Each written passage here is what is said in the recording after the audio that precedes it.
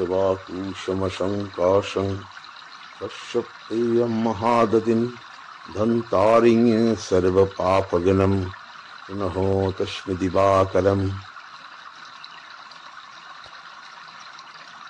গঙ্গার ওপারে সূর্যদেব পূব আকাশে উদিত হয়েছেন। ভোরের স্নিগ্ধ বাতাসকে সঙ্গী করে পাখির দল কিচিরমিচির করে বাসা থেকে বেরিয়ে উঠতে শুরু করেছে। কামাক্ষাচরণ মুখার্জি ভোরবেলা স্নান করে সূর্য মন্ত্র জপ করতে করতে দরজা খুলে প্রবেশ করলেন ঠাকুর ঘরে। ভোরবেলা উঠে নিজ হাতে পূজার্চনা করা এখন তার নিত্য কাজ। ঠাকুর ঘরে পা দিয়ে তার কিছু একটা অস্বাভাবিক ঠেকল, কিন্তু কি সেটা তিনি বুঝতে পারলেন না। তার শিব দুর্গা, লক্ষ্মী নারায়ণ, মা কালী সবাইকে স্নান করিয়ে যখন গোপালকে স্নান করাতে গেলেন, তখনই নজরে পড়ল অস্বাভাবিক বিষয়টি। গোপালের গলায় একটা জমকালো হাড়ের মাঝখানে বসানো ছিল একটি বহুমূল্য হিরে, বংশ পরম্পরায় প্রাপ্ত এই হিরে। বালগোপালের গলার হারটা নকল। বুকের ভেতরটা ধক করে উঠল, হৃদস্পন্দনের হার বেড়ে গেল। তিনি অসুস্থ বোধ করতে লাগলেন। কোনো মতে পুজো করে ঘরে এসে শুয়ে পড়লেন। সর্বক্ষণের কর্মসহায়ক শ্রীকান্ত চা দিতে এলে তিনি বললেন, শ্রীকান্ত, ডাক্তার রায়কে ফোন কর, ওনাকে একবার আসতে বল। কি হচ্ছে বাবা মশাই? শরীর খারাপ লাগছে? হ্যাঁ, তুই তাড়াতাড়ি ফোন কর। আচ্ছা বাবা মশাই।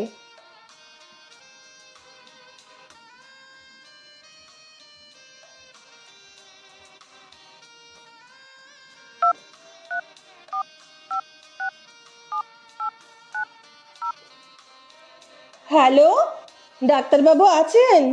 আমি কামাক্ষাচরণ মুখার্জির বাড়ি থেকে বলছি। হ্যাঁ ডাক্তারবাবু নমস্কার, এখানে বাবা মশাইয়ের শরীর খারাপ লাগছে, আপনি একটু তাড়াতাড়ি আসুন। ফোন রেখে শ্রীকান্ত বলল, ডাক্তারবাবু এক্ষুনি আসছেন। বাবা মশাই চা খাবেন না জল দেব? কিচ্ছু লাগবে না শ্রীকান্ত, তুই এখন যা, আমি শুয়ে থাকি, ডাক্তার আসুক। না বাবা মশাই, আমি এখানেই থাকবো, আপনি শুয়ে থাকুন, ডাক্তারবাবু আসুন। মিনিট 15-এর মধ্যেই ডাক্তার রায় চলে এলেন। এ বাড়িতে তার ছোট থেকেই যাতায়াত। অ্যাডভোকেট কামাক্ষাচরণ মুখার্জি তার ছোটবেলার বন্ধু। কানাইলাল স্কুল থেকেই তাদের বন্ধুত্ব। হায়ার সেকেন্ডারির পর তিনি চলে গেলেন ডাক্তারি পড়তে, আর কামাক্ষা আইন পড়তে। সরকারি হাসপাতাল থেকে অবসর নিয়ে ফিরে এসেছেন চন্দননগরে পৈতৃক ভিটেতে প্রাইভেট প্র্যাকটিস করছেন। আর কামাক্ষা কলকাতা হাইকোর্টের প্র্যাকটিস থেকে প্রায় অবসর নিয়েছেন। কর্মজীবন চন্দননগর থেকে গাড়িতে যাতায়াত করেই সম্পন্ন করেছেন। এখন পূজার্চনা, বই পড়া, গঙ্গার ধারে মনের মতো বন্ধুদের সঙ্গে গল্প আলাপ আলোচনাতেও সময় কাটান। কোর্টের ওনার দুজন জুনিয়রও মাঝে মাঝে আসেন গল্প করতে, পরামর্শ নিতে। ডাক্তার রায় দোতলায় উঠলেন। ওনাকে দেখে বললেন, কি হে মুকুজ্জে, সকাল সকাল কি হলো? ব্যস্ত থাকো এই সময় তোমার ঠাকুর ঘর নিয়ে। ওখানেই তো বিপত্তি ঘটেছে। আগে প্রেশারটা চেক করো ভাই, মাথা খুব ঘুরছে, তারপর সব বলছি। দেখছি। ব্লাড প্রেশার চেক করে ডাক্তার রায় বললেন, হ্যাঁ প্রেশার অনেকটাই বেড়েছে। খুব ভালো করেছো আমাকে ডেকে, চিন্তার কোনো কারণ নেই, ব্যবস্থা করছি। ডাক্তার রায় প্রয়োজনীয় ব্যবস্থা করে বললেন, রেস্ট নাও, ঘন্টাখানেক বাদে তোমার সাথে কথা বলবো। ভয় নেই, আমি 1 ঘন্টা পরে ঠিক আসবো। ঘন্টাখানেক পর ডাক্তার মণিশঙ্কর রায় আবার এলেন কামাক্ষাচরণ মুখার্জির বাড়িতে। বললেন, কেমন বোধ করছো এখন? হ্যাঁ ভালো। এবার বলো তো, এত ভোরে তোমার সাথে কি হয়েছিল যে প্রেশার এত হাই হয়ে গেল? তোমার কাছে তো কিছুই গোপন করি না মণি, মনের কথা বলার আর কে আছে? কি করবে বলো? বিয়ের 4 বছরের মাথায় সেই যে বিথি বৌদি আমাদের ছেড়ে চলে গেলেন, তুমি তো আর বিয়ে করলে না। না হেমনি, বড় মধুর ওই 3টে বছর। ওই স্মৃতিকে সঙ্গী করেই ভালো আছি। আর কাউকে ওই জায়গায় বসাতে পারবো না। আবার বিয়ে করলে সেই মেয়েটির প্রতি অবিচার হতো। তাকে সেভাবে আর আপন করতে পারতাম না। বিয়ের 3 বছর পর সন্তানের মুখ দেখবো এই আশায় গাইনোকোলজিস্টের কাছে গিয়ে জানলাম ও কনসিভ করেনি, ইউটেরাসে ক্যান্সার ফর্ম করেছে। কত চেষ্টা করলাম, বাঁচাতে পারলাম না। ধরা পড়ার 1 বছর পর চলে গেল। শেষ সময় বড় কষ্ট পেয়েছে। যাক, সেসব কথা। হ্যাঁ, খারাপ স্মৃতি মনে না করাই ভালো। আজ কি হয়েছে বলো? প্রতিদিনের মতো আজও ভোরবেলা স্নান করে সূর্য প্রণাম করে ঠাকুর ঘর খুলে যখন ভেতরে গেলাম, কিছু একটা অস্বাভাবিক ঠেকছিল, কিন্তু কি অস্বাভাবিক বুঝতে পারিনি। যখন ঠাকুর স্নান করাচ্ছি, গোপালকে স্নান করাতে গিয়ে দেখি গোপালের গলায় যে হারটা থাকে তার মাঝে একটা হিরে বসানো ছিল। সেই হিরেটা তো বটেই, পুরো হারটাই নকল। কি বলছো মুকুজ্জে? বুঝলে কি করে ওটা নকল? তুমি তো জানো মনি, আমি অ্যাডভোকেট হলেও জুয়েল নিয়েও কিছু পড়াশোনা আমার আছে। ও তো আমার শখ। এ বিষয়ে আমার চোখ ভুল করে না। হীরের সেই দুটি কই এই নকল পাথরে? এখন বুঝতে পারছি ওই সময় কি অস্বাভাবিক ঠেকেছিল। ঠাকুর ঘর খুললেই যে হীরের 6টা চোখে লাগতো, আজ সকালে সেটা মিসিং ছিল। তাই আমার অন্য দিনের থেকে আলাদা লেগেছিল ঘরটাকে। মনি, পূর্বপুরুষের সংগৃহীত অমন রত্ন আমি রাখতে পারলাম না। মনে হচ্ছে তারা যেন স্বর্গ থেকে আমার দিকে ঘৃণার দৃষ্টিতে তাকিয়ে বলছে, অযোগ্য তুমি, পূর্বপুরুষের অর্জিত রত্ন শুধু সংরক্ষণ করতে পারলে না। আরে, তুমি এত ভেঙে পড়ছো কেন? আর তোমার পরে কেই বা ওই হীরের উত্তরাধিকারী হতো? তোমার ভাগ্নে না ভাইপোদের কেউ? ওদের কি সেই যোগ্যতা আছে? কি যে তুমি বলো না মুকুজ্জে। মনি, তুমি তো জানো আমার নিজের এক ছোট ভাই আছে, শ্যামাচরণ। সে নিজের পছন্দে বিয়ে করেছিল। আমার বিয়ের আগেই বাবা তাকে ঘরে ঢুকতে দেয়নি। সেও অভিমানে আর যোগাযোগ রাখেনি। কিন্তু ভাইয়ের বউ ভাইকে না জানিয়ে বিথিকে ফোন করত। এখন আমাকে করে। বিথি যখন নার্সিংহোমে ভর্তি তখন এসেছিল দেখতে। আমিও যোগাযোগ রেখেছি। আমাকে খুব ভক্তি করে। ওদের এক ছেলে, আমি খবরাখবর নিই, সেই ছেলেও আমাকে ফোন করে। মনি, আমি খুব খুশি যে ভাইপো খুব ভালো হয়েছে, লেখাপড়ায় খুব ভালো, মেডিকেলে চান্স পেয়েছে, প্রথমের দিকেই র্যাঙ্ক করেছে। ওই তো আমাদের একমাত্র বংশধর বলো। আমি ওকেই সবকিছু দিয়ে যাব ঠিক করেছি। হিরেটা ওরই প্রাপ্য, এই বংশের কুলপ্রদীপ হিসেবে। কি হয়ে গেল বলো তো? ভেঙে পড়ো না মুকুজ্জে, আমি দেখছি। আমার এক আত্মীয়ের বিয়েতে কনের গলার সব থেকে ভারী সোনার হাতটা ঘরের আলমারি থেকে চুরি হয়ে গেছিল। অত বড় বিয়ে বাড়িতে কাউকে কোনো অসম্মান না করেই একটি মেয়ে ওই হাতটি উদ্ধার করে দিয়েছিল। মেয়েটির একটি নিজস্ব ডিটেকটিভ এজেন্সি আছে, অ্যারো ডিটেকটিভ এজেন্সি। কাগজে মাঝে মাঝে ওদের বিজ্ঞাপনও থাকে। কাগজে না পেলে আমি আমার আত্মীয়ের বাড়ি ফোন করে আমি ওদের কন্ট্যাক্ট নাম্বার নিয়ে তোমাকে জানাচ্ছি। আমার মন বলছে ওই হিরে ঠিক উদ্ধার হবে, তুমি চিন্তা করো না। শুনছি হীরক রহস্য, ঝিমলির সাথে রহস্য গল্প। চ্যানেলের আগের গল্প অদিতি হত্যা রহস্যতে কমেন্টসের মাধ্যমে যারা উৎসাহ দিয়েছেন তারা হলেন রীতা দেবনাথ, অনামিকা মিত্র, কাবেরী সেনগুপ্ত, শিল্পী দাস, সন্ধ্যা রায়চৌধুরী, কালাচাঁদ রায়চৌধুরী, সায়নী গোস্বামী, তনুষ্কা চ্যাটার্জি, তাপস দে, মিলি ঘোষ, সুস্মিতা মুখার্জি, অনিরুদ্ধ বোস, সৌম্যদীপ সাহা এবং অরূপ গোস্বামী। এদেরকে আমার আন্তরিক ধন্যবাদ। শ্রদ্ধা জানাই রাজা রায়চৌধুরী এবং মণিকে, যারা আমাকে সুপরামর্শের মাধ্যমে চ্যানেলটিকে এগিয়ে নিয়ে যেতে সাহায্য করেছেন। শুনছি হীরক রহস্য। দুপুরে আমি মানে রিনি সেন, দিদি মানে রিয়া চ্যাটার্জি আর ইন্দ্রাণীদি লাঞ্চ করছি। দিদির মোবাইল বেজে উঠল।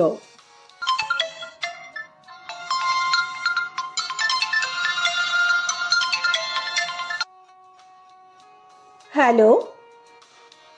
দিদি মোবাইলের স্পিকার মোড অন করলো। ওপাশ থেকে রাশভারী পুরুষ কণ্ঠ শোনা গেল। আমি অ্যারো ডিটেকটিভ এজেন্সির রিয়া চ্যাটার্জির সঙ্গে কথা বলতে চাই। হ্যাঁ বলুন, আমি রিয়া চ্যাটার্জি বলছি।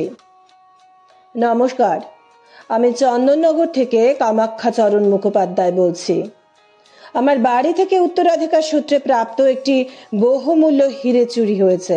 আমি এই ব্যাপারে আপনার সাহায্য চাই, মানে আপনার এজেন্সিকে নিযুক্ত করতে চাই। কবে চুরি হয়েছে? আজ ভোরে আমি বিষয়টা লক্ষ্য করি। আপনি একবার এলে খুব ভালো হয়, সাক্ষাতে বিস্তারিত জানাবো।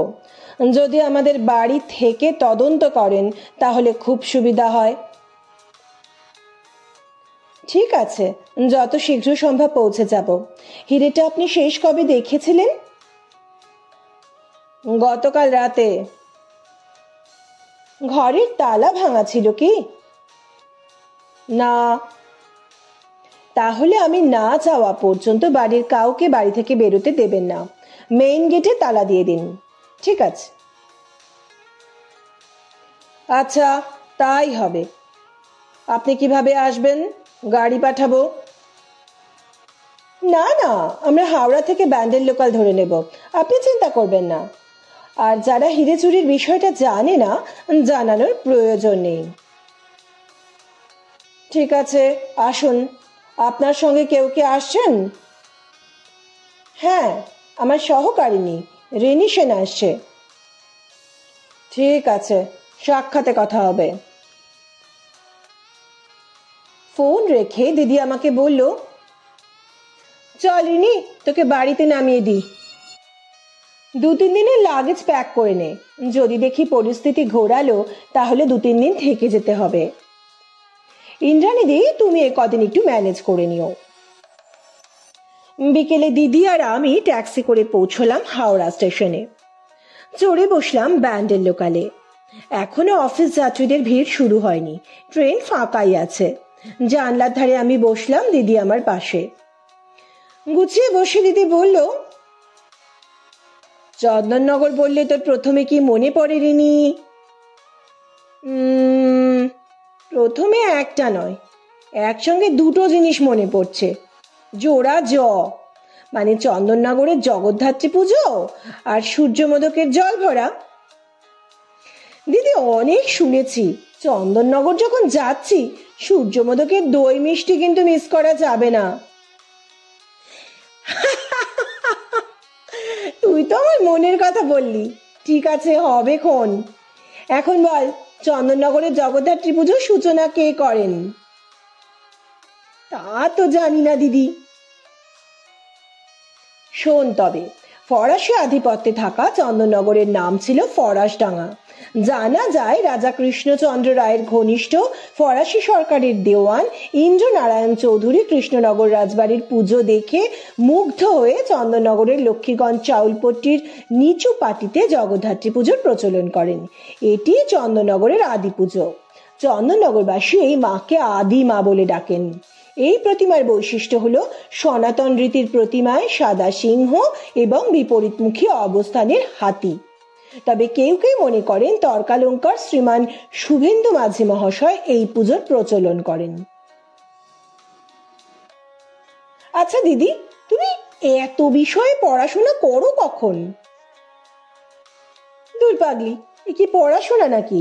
যখন যে উৎসব পালিত হয় তখন সেই বিষয়ে একটু জেনে নি, ভালো লাগে, নিজের উপর বিশ্বাস বাড়ে, প্রত্যেক বছর করতে করতে মনে থেকে যায়। আর দিদি সূর্য মোদক? ও আবার আরেকদিন বলবো। দেখ, কথা বলতে বলতে কন্যগর এসে গেছে, এবার একটু বাইরের দিকে দেখ, ভালো লাগবে। শেওড়াফুলির পরে গাছপালা আরো বেশি দেখতে পাবি। মানকুণ্ডুর আগে থেকে আমবাগান শুরু হয়ে যাবে, দেখ ভালো লাগবে। আর মিনিট কুড়ির মধ্যে এসে গেল চন্দননগর স্টেশন। কামাখ্যাচরণ মুখার্জি চন্দননগর স্টেশনে গাড়ি পাঠিয়ে দিয়েছিলেন। দিদি গাড়ির ড্রাইভারকে জিজ্ঞাসা করলো, আপনার নাম কি? আমার নাম চণ্ডীচরণ মল্লিক। ওরে বাবা, আপনার মালিকের সঙ্গে মিলিয়ে নাম রাখা দেখছি, এখন এমন নাম সচরাচর শোনা যায় না। এর মধ্যে বলে রাখি, ড্রাইভারের বয়স 34-35 হবে। ড্রাইভার বলল, ঠিকই বলেছেন, আমার ঠাকুরদাদা নাম রেখেছিলেন, খুব রাগ হতো, বন্ধুদের কত সুন্দর সুন্দর সব নাম, কিন্তু এখন আর রাগ হয় না। এই নামের জন্য জেঠু আমাকে বেশি ভালোবাসেন, বলেন তুই আমি দুজনেই মা জগৎজননীর চরণ। তা ম্যাডাম, আপনারা কি জেঠুকে দেখতে এসেছেন? জেঠুর শরীরটা আজ ভালো নেই। দিদি বলল, হ্যাঁ, কাকাবাবু সকালে ফোন করেছিলেন, তাই এসেছি। কথা বলতে বলতে পৌঁছে গেলাম। অনেকটা জমির উপর বিশাল বাড়ি, বাগানে অনেক রকম ফলের গাছ, ফুলের গাছও আছে, গেটের সামনে বোগেনভেলিয়ার ঝাড়, প্রাসাদোপম বাড়ি। বাড়ির পোর্টিকো দিয়ে গাড়ি ঢুকে বাড়ির ভেতরের গ্যারেজের সামনে দাঁড় করিয়ে দিল। আমরা নেমে এলাম। এখন প্রায় সন্ধ্যে 6টা। একটি ছেলে এসে আমাদের দোতলায় নিয়ে গেল। আমাদের কামাখ্যাবাবুর ঘরে বসিয়ে বলল, বাবা মশাই ঠাকুর ঘরে, আপনারা বসুন, উনি এক্ষুনি আসছেন। আমাকে বলে গেছেন আপনারা আসবেন, বসাতে। বলে ছেলেটি চলে গেল। একটু পরে ট্রে করে 2 গ্লাস জল নিয়ে এলো, আর বড় বড় 2 গ্লাস শরবত, সঙ্গে 2 প্লেটে মিষ্টি। মিষ্টিগুলো যে সূর্য মোদকের তার বলার অপেক্ষা রাখে না। এত বড় জল ভরা তালসার সন্দেশের গায়ে লেখা আছে সূর্য মোদকের নাম। দিদি চাপা গলায় বলল, সুযোগের সদ্ব্যবহার করে ফেল। আমার মনও তাই বলছিল, সুতরাং যা ভাবা তাই কাজ। আমাদের আহার পর্ব মেটার একটু পরেই ঘরে এলেন কামাখ্যাচরণ মুখার্জি। দীর্ঘদেহী সৌম্য দর্শন মানুষ, মানুষটিকে দেখলেই ভক্তি হয়। উনি সামনে একটা বড় চেয়ারে বসলেন। সৌজন্য বিনিময়ের পর উনি বললেন, আমি শ্রীকান্তকে বলে এসেছি, এখন দোতলায় কেউ উঠবে না, আমরা আসল বিষয়ে আলোচনায় আসি। দিদি বলল, দোতলার অন্য ঘরগুলোতে এখন কেউ নেই? না, আপাতত কেউ নেই। আচ্ছা, তাহলে আপনি বলুন। ভদ্রলোক বলা শুরু করলেন। প্রথমে একটু পরিচয় দিয়ে নি। আমি আইন ব্যবসার সঙ্গে যুক্ত। এত বছর কলকাতা হাইকোর্টে অ্যাডভোকেট হিসেবে পুরো দমে কাজ করেছি। এখন প্রায় স্বেচ্ছাবসর নিয়েছি, খুব কমই যাই। দিদি বলল, আপনি কর্মজীবনে কলকাতাতে থাকতেন না এখান থেকেই যাতায়াত করতেন?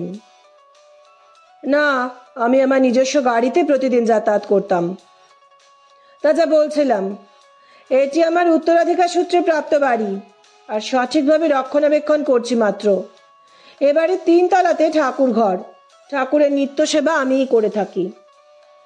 আজ সকালে ঠাকুর ঘর খুলে মনটা যেন কেমন হয়ে গেল, তখনই কিছু বুঝতে পারিনি। সকল ঠাকুরকে স্নান করিয়ে যখন গোপালকে স্নান করাতে যাচ্ছি, বুকটা ধক করে উঠল। গোপালের গলায় একটা হার থাকে, যে হারে একটা বহুমূল্য হিরে বসানো ছিল। সেই হিরেটা তো বটেই, পুরো হারটাই নকল। ভালো করে দেখলাম যে পুরো হারটাই নকল। আমার শরীর খারাপ করতে শুরু করলো। কোনো মতে এসে বিছানায় শুয়ে পড়লাম। আপনি বুঝলেন কি করে হিরেটা নকল? জন্ম থেকে দেখছি ও হিরের দুটি আলাদা, নকল পাথর ওর সঙ্গে পারবে কেন? আর আমার জুয়েল নিয়ে কিছু পড়াশোনা আছে। আপনি গতকাল কখন শেষ দেখেছেন হিরেটা? রাতে যখন ঠাকুর শয়ান দিতে গেছিলাম তখনও ঠিক ছিল হিরেটা। বেশ, হিরেটা কত পুরনো? আমাদের বাড়ি তো দেখতেই পাচ্ছ, তোমাদের তুমি করেই বলছি, অনেক ছোট তোমরা। এই বাড়িতে একসময় দুর্গাপুজো করা হতো, আমার বাবার সময় হয়েছে, এখন আমি একা মানুষ পেরে উঠি না। তা যা বলছিলাম, এ কথা তো সবাই জানে যে চন্দননগর ছিল ফরাসি উপনিবেশ। আমাদের এক পূর্বপুরুষ দুর্গাপুজোতে এক ফরাসি সাহেবকে নিমন্ত্রণ করেছিলেন। সেই সাহেব আমাদের পরিবারের আতিথেয় তাতে মুগ্ধ হয়েছিলেন। সেই ফরাসি সাহেবের সঙ্গে আমাদের পরিবারের সুসম্পর্ক ছিল। সাহেবের পরিবার ছিল ফ্রান্সে। সাহেব কয়েক বছর পর ফ্রান্সে ফিরে যাবার আগে ওই বহুমূল্য হিরে উপহার দিয়ে গেছিলেন। আশেপাশে কোনো চিহ্ন দেখেছিলেন যা দেখে কিছু আন্দাজ করা যায় যে হিরেটা কোথায় গেল? না, আমার মানসিক অবস্থা এতটাই খারাপ হয়ে গেছিল যে আমি অসুস্থ বোধ করছিলাম, কোনো কিছু খেয়াল করিনি। আচ্ছা, এ বাড়িতে কারা কারা থাকেন? বাড়িতে থাকে আমার দুই ভাইপো, আমার মাসতুতো ভাইয়ের দুই ছেলে, এক ভাগ্নি আর ভাগ্নি জামাই। ভাগ্নি আমার মামাতো বোনের মেয়ে। আর থাকে শ্রীকান্ত, বাড়ির ফাই ফরমাস খাটে। আপনার পরিবার? আমার স্ত্রী বিয়োগ হয় বিয়ের 4 বছর পর, আর বিয়ে করিনি। আপনার সন্তান? নেই। তাহলে আপনার পরবর্তী উত্তরাধিকারী? আমার নিজের ভাইপো। তারা কোথায় থাকেন? দিদি জিজ্ঞেস করলো। তারা কলকাতায় থাকে। বাবার সঙ্গে মতবিরোধে ভাই এ বাড়িতে আসে না, ওর পরিবারকেও আসতে দেয় না, কিন্তু ওর ছেলেই এ পরিবারের আইনসম্মত ও যোগ্য উত্তরাধিকারী। আচ্ছা কাকাবাবু, আপনার বাড়িতে যারা থাকেন সেই ভাইপোদের কথা একটু বলুন। হ্যাঁ, ছেলে দুটো যখন ছোট ছিল মাসতুতো ভাই আর ভাইয়ের বউ পাহাড়ে বেড়াতে গিয়েছিল। বাচ্চাদের রেখে গিয়েছিল মাসির কাছে। খাদে গাড়ি থেকে পড়ে গিয়ে আর ফেরেনি। শোকে তাপে মাসি মেসোমশাইও আর বেশি দিন বাঁচেননি। আমি বাচ্চা দুটোকে আমার কাছে নিয়ে আসি। মাসির বাড়ি মেনটেন করা আমার পক্ষে সম্ভব ছিল না, তাই বিক্রি করে দিই। মাসি মেসোমশাইয়ের সম্পত্তিও আগলে রেখেছি, সবই ওদের দিয়ে দেব। কিন্তু কতদূর রক্ষণাবেক্ষণ করবে তাই নিয়েই দুশ্চিন্তা। বড়টা রাজু, রাজেন্দ্রনাথ রায়, নাটক করতে ভালোবাসে। পাড়ায় একদল ছেলের সঙ্গে ওই নিয়েই মেতে আছে। সময় মতো বাড়ি এসে স্নান খাওয়াটা করে যায়। কত বলেছি, ভালো লাগে কর, সঙ্গে পড়াশোনাটাও মন দিয়ে কর। কে শোনে কার কথা? ছোটটা বিজু, বিজন রায়। ছোটটার পড়াশোনায় মাথা নেই, তবে আড্ডাবাজ নয়। ঘরের টুকটাক কাজকর্ম করতে ভালোবাসে। মাসের প্রথমে যা হাত খরচ দিই তাতে দুজনেই খুশি। ভবিষ্যৎ ভাবনা নেই মোটেই। আর আপনার ভাগ্নি আর ভাগ্নি জামাই? ভাগ্নি মানে জয়িতার বিয়ে হয়েছিল বালুরঘাটে, ওর ডাকনাম তিন্নি। ওদের ছিল ব্যবসা, ব্যবসা নষ্ট হয়ে যেতে আমার এখানে এসে পড়ে। জামাই মানে অরুণাভ কাজের সন্ধানে বেশ কিছুদিন ঘুরেছিল। শেষে আমি একটা দোকানে কাজ দেখে দিই। এখানে আমার পরিচিতি আছে, কাপড়পট্টিতে একটা কাপড়ের দোকানে বলে কাজ দেখে দিই। ওই কাপড়ের দোকানের মালিকের একটা প্রায় হেরে যাওয়া মামলা আমি জিতিয়ে দিয়েছিলাম, তাই ওরা আমায় খুব সম্মান করে। আচ্ছা কাকাবাবু, কাপড়ের দোকানের নামটা আমাকে বলে দেবেন। আর শ্রীকান্ত এ বাড়িতে কত বছর আছে? কথার মাঝখানে অ্যাডভোকেট মুখার্জির ফোন বেজে উঠল।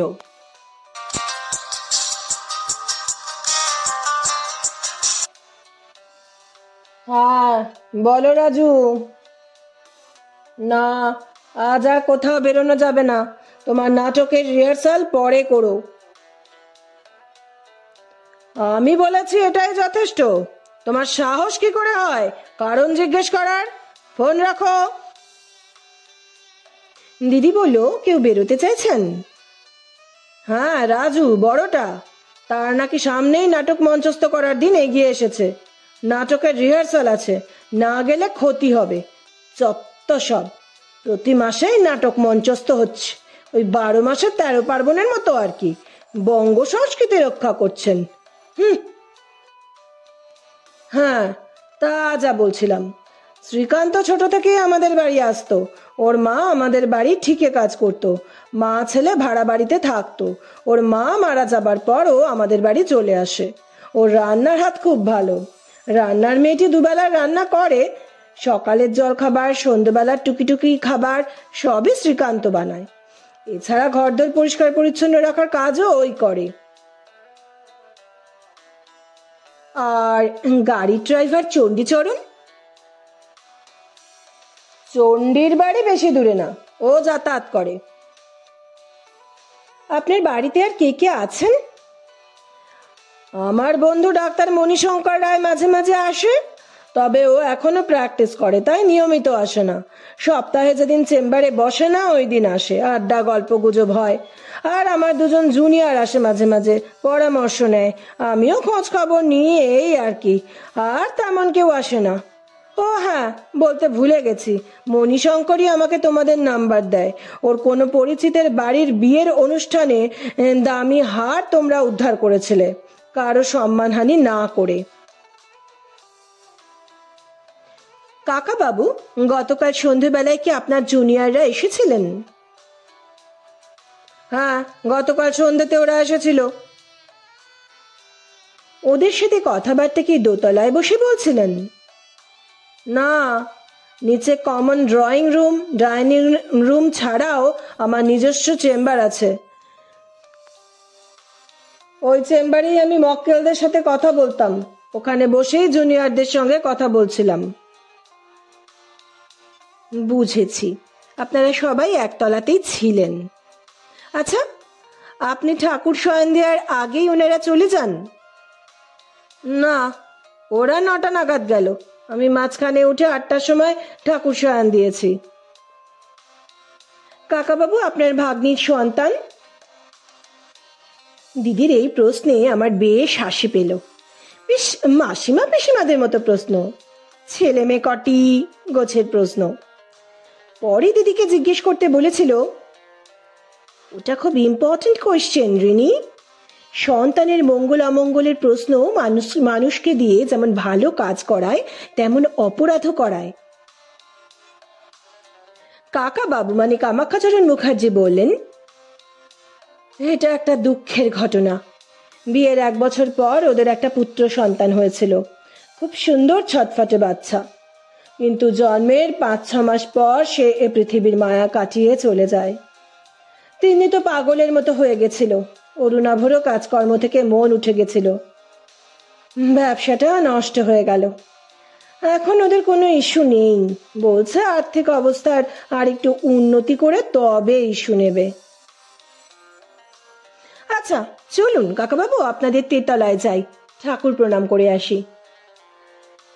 নিচে বেশ জোরে টিভির আওয়াজ পেলাম। কোনো সিরিয়াল চলছে, সবাই ওতেই মশগুল। আমি, দিদি আর কাকাবাবু চললাম ছাদে। দিদি ধীরে ধীরে সিঁড়ি দেখতে দেখতে উঠছিল। 3 তলায় বিরাট ছাদ। অবশ্য যেমন বড় বাড়ি তেমনই ছাদের আয়তন। ছাদ থেকে গঙ্গা দেখা যায়। কাকাবাবু ছাদে আলোগুলো জ্বাললেন। সারা ছাদ দিনের আলোর মতো ফটফটে লাগছে। দিদি বলল, আপনি কখন ঠাকুর শয়ন দিতে আসেন? এই রাত 8টার সময়। তখন এইরকম ছাদে সব আলো জ্বালিয়ে নেন? না না, প্রয়োজন হয় না। ঠাকুর ঘরে আলো জ্বলে, আমি ঠাকুর শয়ন দিয়ে বড় আলো নিভিয়ে ছোট ডিম লাইট জ্বালিয়ে দিয়ে চলে যাই। 3 তলায় বেশ বড় ঠাকুর ঘর। কাকাবাবু তালা খুলে দিলেন। সকল ঠাকুরের অধিষ্ঠান, শিব, দুর্গা, মা কালী, লক্ষ্মী, নারায়ণ, সরস্বতী, গণেশ সবাই আছেন। আর আছেন বেশ বড় বালগোপাল। আমরা ঠাকুর প্রণাম করলাম। দিদির ভক্তি দেখে বেশ অবাক হয়ে গেলাম। জানতাম না দিদির এত নিষ্ঠা। দিদি একেবারে সাষ্টাঙ্গে প্রণাম করলো, বেশ অনেকটা সময় নিয়ে। তারপর উঠে বসে আবার প্রণাম করলো। তারপর উঠে দাঁড়িয়ে ঠাকুর ঘর দেখতে লাগলো। অ্যাডভোকেট মুখার্জির চোখ দিয়ে জল পড়ছিল। দিদি আমাকে চাপা গলায় বলল, এই ঘরটা আমি একা দেখতে চাই রিনি।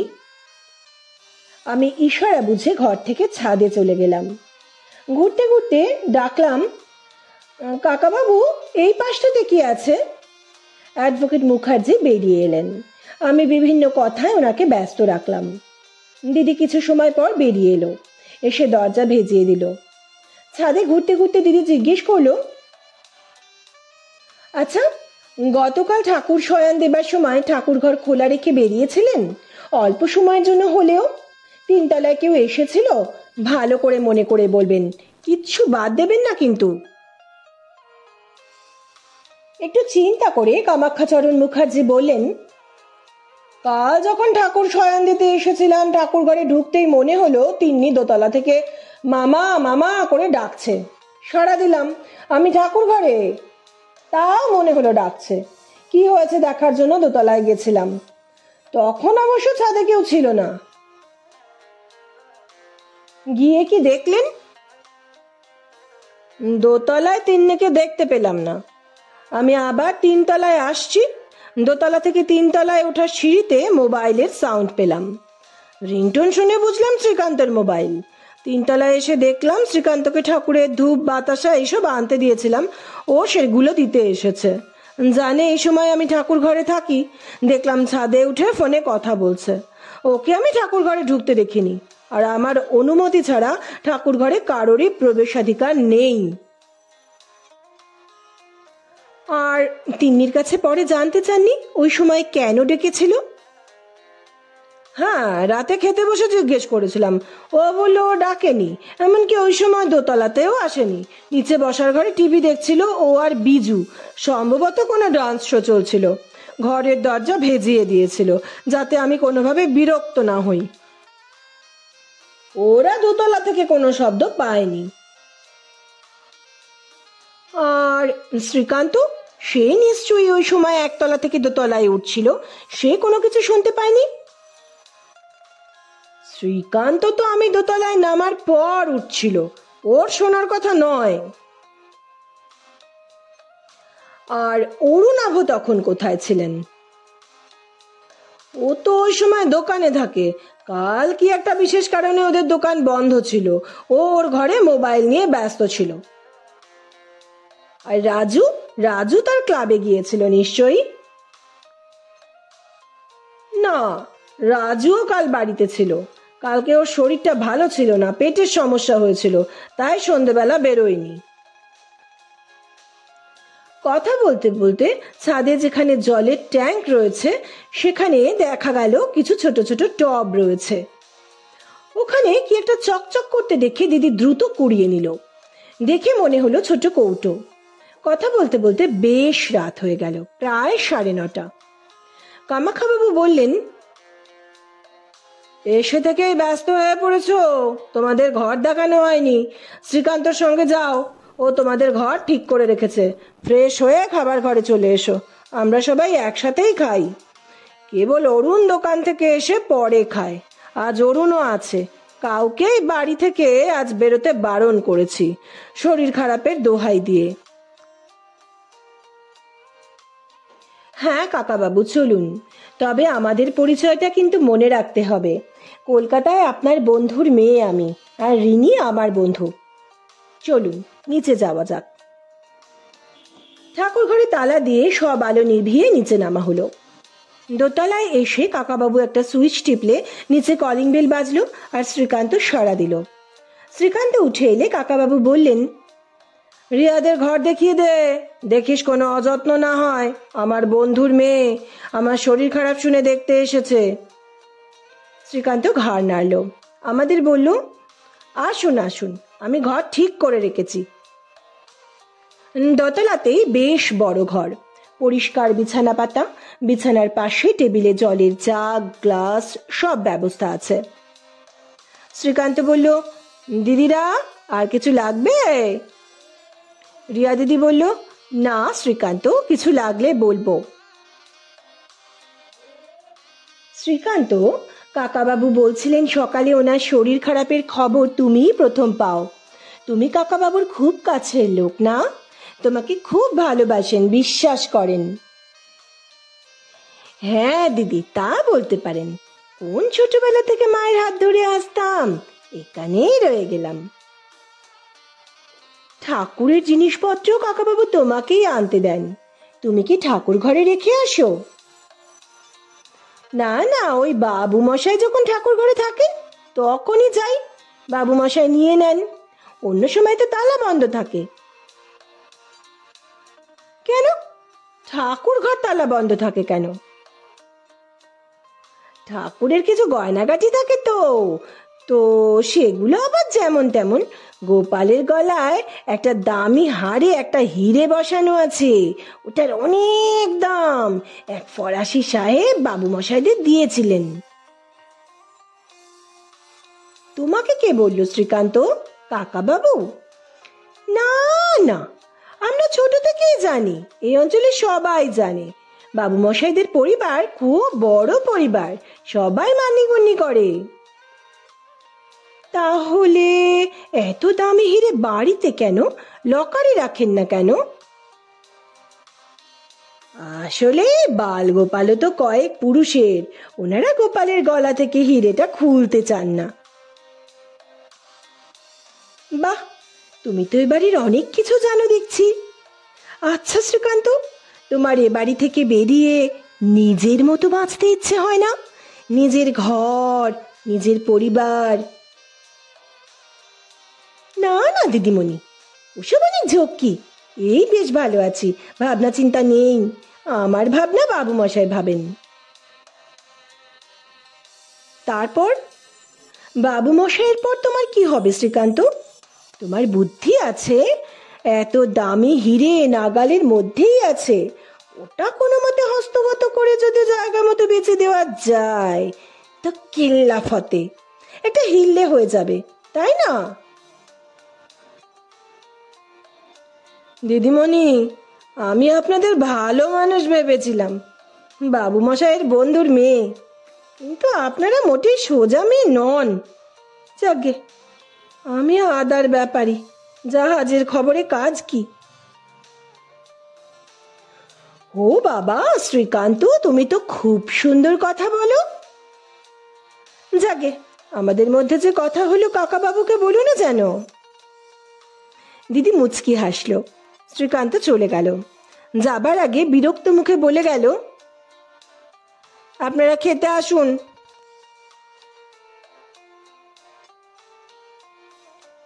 খাবারের টেবিলে রাতের খাবারের পক্ষে এলাহি আয়োজন। ফুরফুরে সুগন্ধি চালের ভাত, সোনামুগের ডাল, ঝুরি আলু ভাজা, বেগুনি, পটল চিংড়ি, দই কাতলা, আমের চাটনি, মিষ্টি। কিন্তু একটা দারুণ অভিজ্ঞতা অপেক্ষা করছিল আমাদের জন্য, সে কথা একটু পরে আসছি। খাবার টেবিলে সবার সঙ্গে আলাপ হলো। জয়িতা খাবার পরিবেশন করছিল, বেশ হাসি খুশি মেয়ে। শ্রীকান্ত খাবার এগিয়ে দিচ্ছে, সে একটু গম্ভীর।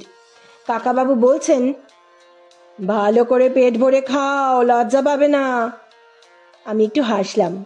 পরিচয় হলো রাজু, বিজু, অরুণাভ সকলের সঙ্গেই। রাজু একটু চুপচাপ, বোধহয় নাটকের রিহার্সাল পণ্ড হয়েছে বলে। অরুণাভ বললেন, মামাবাবু এখন কেমন আছেন? সকালে তো ডাক্তার মামা বলে গেলেন আপনার প্রেশার খুব হাই, রিস্ক আছে, কেউ যেন বাড়ি থেকে না বেরোয়। শ্রীকান্ত তো রীতিমতো মেইন গেটে তালা দিয়ে দিল। হ্যাঁ, ও আমারই নির্দেশে দিয়েছে, এখন ভালো আছি। রিয়াদের দেখে কথা বলে বেশ ভালো লাগছে। তা বেশ, আসলে আমার ওই দোকান কাল বন্ধ ছিল, আজও গেলাম না তো, তাই আর কি। ওটা কিছু হবে না, তুমি আমার নাম করে তোমার মালিককে বলো, প্রয়োজনে আমি ফোন করে দেব। তোমার কাজকর্ম ঠিকঠাক চলছে তো? হ্যাঁ হ্যাঁ মামাবাবু, ঠিকঠাকই চলছে। আর রাজু, তোর কি খবর? তোদের চিন্তায় আমি আরো অসুস্থ হয়ে পড়ছি। রাজু মুখ নিচু করে খাচ্ছিল, খাওয়া বন্ধ করে মাথা নিচু করে রইল। তিন্নি বলল, মামা, রাজু কিন্তু ছুপা রুস্তম, তোমার ভয়ে চুপ করে থাকে। রাজুর মুখটা সাদা হয়ে গেল। কাকাবাবু বললেন, চুপ করে থাকে কেন? ভয়ে? কেন, ভয় পাবার মতো কিছু করেছে নাকি? না না মামা, ও কিন্তু দারুণ মিমিক্রি করতে পারে। গেল শীতে ওদের রবীন্দ্র ভবনে নাটক ছিল, আমাকে কার্ড দিয়েছিল, আমি গিয়েছিলাম। ওদের নাটকে কুকুরের সমবেত চিৎকার ছিল, ওটা রাজুই করেছিল। আমি পরে বাড়িতে ওকে জিজ্ঞেস করলাম, ও আমাকে অনেক পাখি জীবজন্তুর ডাক শুনিয়েছিল। ও সিনেমা আর্টিস্টদের গলাও দারুণ নকল করে। তাই নাকি রাজু? ঠিক আছে, খাওয়া দাওয়া মিটলে আজ রাজুর অনুষ্ঠান হবে বসার ঘরে। খাওয়া দাওয়ার পর রাজুর অনুষ্ঠান হবে। তার আগে শ্রীকান্ত ট্রেতে গ্লাসে করে শরবত নিয়ে এলো সবার জন্য। কাকাবাবু বললেন, এটা খাও, শ্রীকান্তর নিজের বানানো, ঘরে বিভিন্ন মশলা দিয়ে খুব ভালো খাবার হজম করায়, অথচ দারুণ টেস্টি। আমরা সবাই নিলাম, শুধু অরুণাভ নিলেন না, ওনার মুখে পান। তারপর ভালোই কাটলো সময়টা। বসার ঘরে রাজুর অনুষ্ঠান হলো। রাজু প্রথমে শোনালো জঙ্গলে বসবাসকারী মানুষ এবং জঙ্গলের বিভিন্ন জীবজন্তু এবং পাখিদের মিমিক্রি।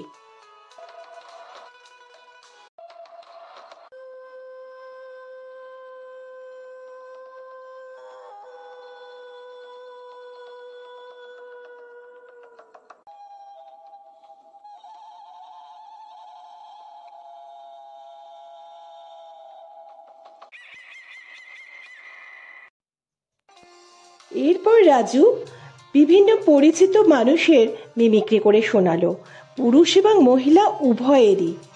তবে কাকাবাবুর মিমিক্রি করতে অনেকবার রিকোয়েস্ট করবার পরেও ও কিন্তু রাজি হলো না।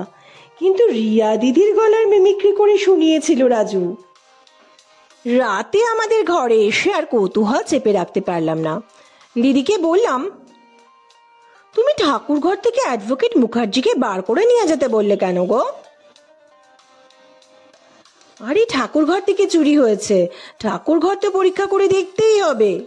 আর উনি ব্রাহ্মণ মানুষ, এখনো পর্যন্ত বাড়ির সকল দেবদেবীর পুজো নিজেই করেন, ঠাকুর ঘরে কাউকে সেভাবে ঢুকতে দেন না। আমি বাইরে থেকে এসে ঠাকুর ঘরে সবকিছু ছুঁয়ে পরীক্ষা করব, উনি নিজে চোখে দেখলে মনে খুব কষ্ট পেতেন। একেই সকালে ব্লাড প্রেশার অনেক হাই হয়ে গিয়েছিল, আমি চাইনি ওনার মনের ওপর আর কোনো চাপ পড়ুক। আমার কোনো উপায় ছিল না, পরীক্ষা তো করতেই হবে। নে এখন শুয়ে পড়, কাল ভোর 5টায় অ্যালার্ম দে। কেন গো, অত ভোরে উঠে কি করবে? দেখলি না, কাছেই গঙ্গা, সকালে চন্দননগর স্ট্যান্ডে হাঁটতে যাব। গঙ্গার ধারে প্রায় 2 কিলোমিটার রাস্তা, রাস্তাটা খুব সুন্দর, ভালো রক্ষণাবেক্ষণ হয়। এটা ফরাসি উপনিবেশ ছিল তো, চন্দননগর স্ট্যান্ড সেই সময়ের। ওখানে হাঁটলে একটা নস্টালজিক ফিলিংস হবে। আচ্ছা দিচ্ছি, তুমি আগে বলো তো, ছাদে জলের ট্যাঙ্কের কাছে যে টবগুলো রয়েছে ওখানে রূপলি চকচকে কি একটা কুড়োলে, ওটা কি গো? তোর কি মনে হচ্ছে হিরেটা ওখানে কেউ ফেলে দিয়েছে তাই চকচক করছিল? দূর, আমি কি তাই বললাম নাকি? কেন, না হওয়ার কি আছে? হতেই পারে যে হিরেটা নিয়েছে কেউ এসে পড়ায় ঘাবড়ে গিয়ে ওখানে লুকিয়ে রেখে গেছে, পরে এসে নিয়ে যাবে বলে।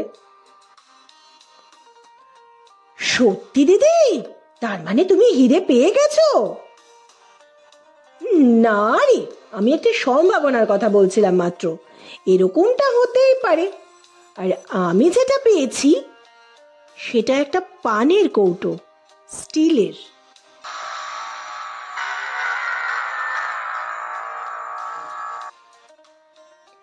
ভোর 5টায় অ্যালার্ম দিলাম। দিদির ভ্রু দুটো কেমন কুঁচকে আছে। বললাম, কি হলো, কি চিন্তা করছো? কোনো ক্লু পেলে বুঝি?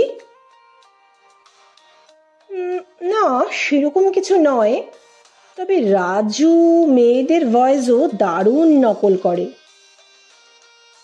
তাতে কি দিদি? ভাব ভাব, না পারলে পরে বলবো। বলে দিদি শুয়ে চোখ বন্ধ করে ফেললো।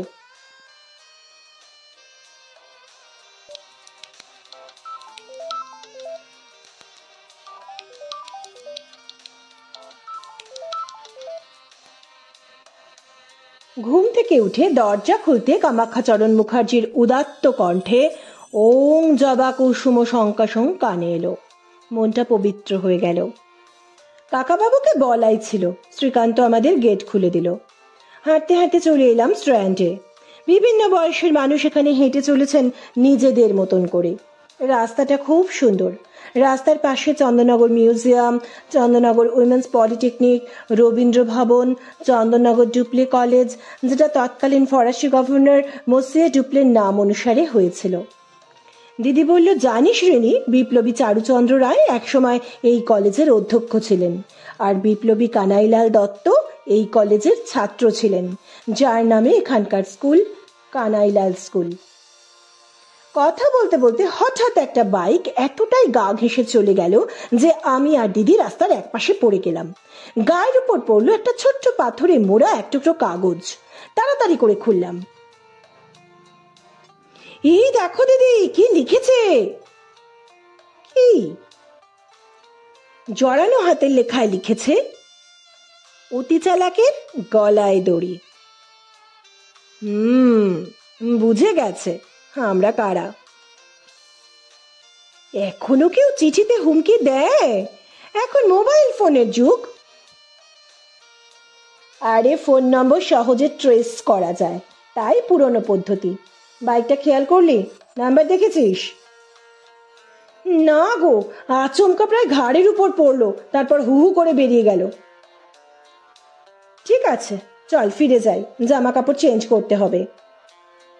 আমরা ফিরলাম প্রায় 6:30টার কাছাকাছি।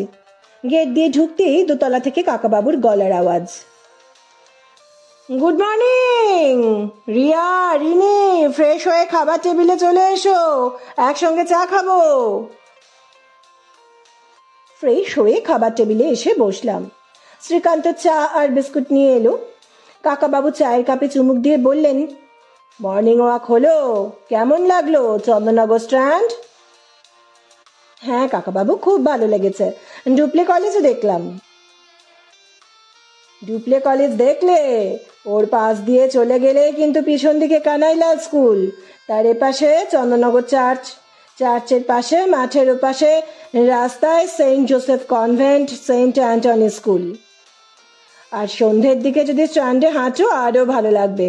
উজ্জ্বল আলোয় চারিদিক ভরে থাকে, ভ্রাম্যমান চা কফি পাবে। যারা নিয়মিত সন্ধ্যেবেলা হাঁটতে যান তারা ওই চা কফির পার্মানেন্ট কাস্টমার। রাস্তার ধারে অনেক স্ট্রিট ফুডের দোকান, তোমাদের বয়সী ছেলে মেয়েদের খুব ভালো লাগবে। কাকাবাবু, আমরা একটু পরে আবার বেরোবো। আচ্ছা বেরিও, তবে জল খাবার খেয়ে বেরিও। চণ্ডীকে বলে দেবো গাড়ি বের করবে। না না, আমরা পায়ে হেঁটেই ঘুরবো। সকাল 9:30টায় জল খাবার দেওয়া হলো। জল খাবারে লুচি, ছোলার ডাল, পনিরের তরকারি আর সন্দেশ। খেতে খেতে কাকাবাবুর সাথে কথা হলো। খাওয়া হয়ে গেলে কাকাবাবু বললেন, এসো তোমরা আমার চেম্বারে, তোমাদের সাথে একটু গল্প করি। তোমাদের পেয়ে অনেক দিন বাদে কথা বলার ইচ্ছেটা বেড়ে গেছে।